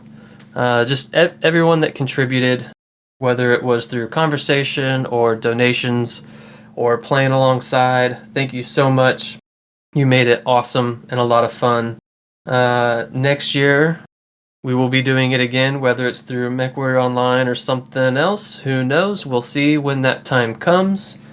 But thanks again. We reached our goal. We have raised it to 1,250. Let's hit that new goal. But that rounds out shout-outs from me. Matt.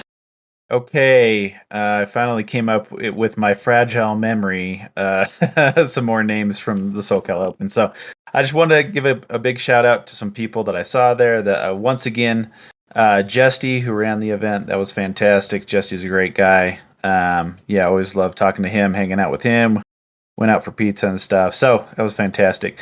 It was great to see Phil and Chandler from Cider Company out there. Great guys, always great to hang out with them.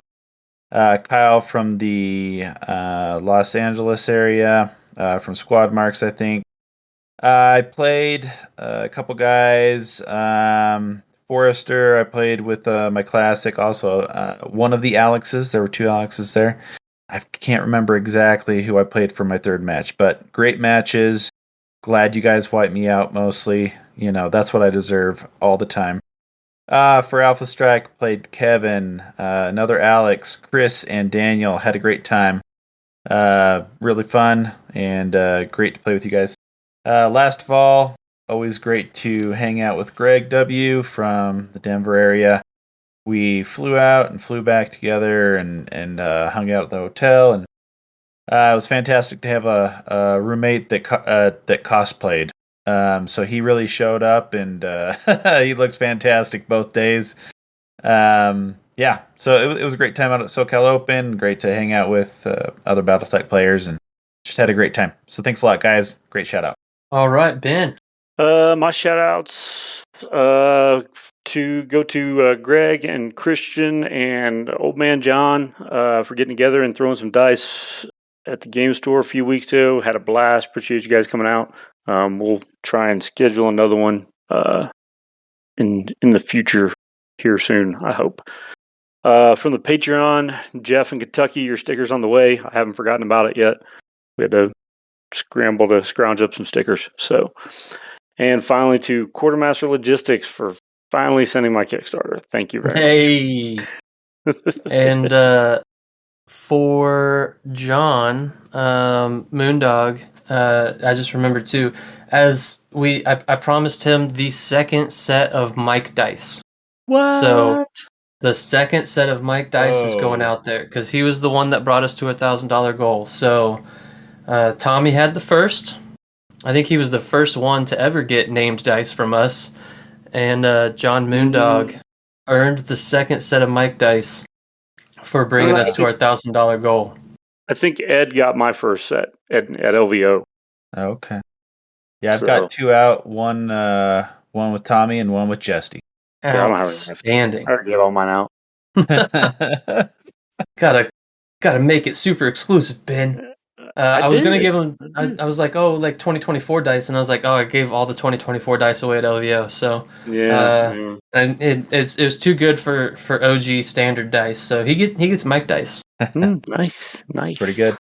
So that rolls us over to our Patreon plug. Thank you to our newest premium bar tab patron. Thanks for keeping up with that, Bill. Jeff C., thank you for your contributions to the show and to all of our other Patreon members. We do it for y'all. And just a reminder for our patrons, if you want sneak peeks at upcoming topics and to get your suggestions of what you want to hear us talk about to the top of the suggestion list, join us on Patreon and send us a message. And unless anyone has anything else, that will be last call. Last call. Thanks for joining us today in the Valhalla Club. If you'd like to hang out with us and many other BattleTech podcasters, then be sure to join our Discord. Link is in the description. Special thanks to our sponsor, Ares Games and Miniatures. Ares is the premier online retailer for all your BattleTech needs. If you would like to support the show, you can find us at patreon.com/The Valhalla Club. If you have any comments, please feel free to send an email to thevalhallaclub@outlook.com. Until next time, mech fans.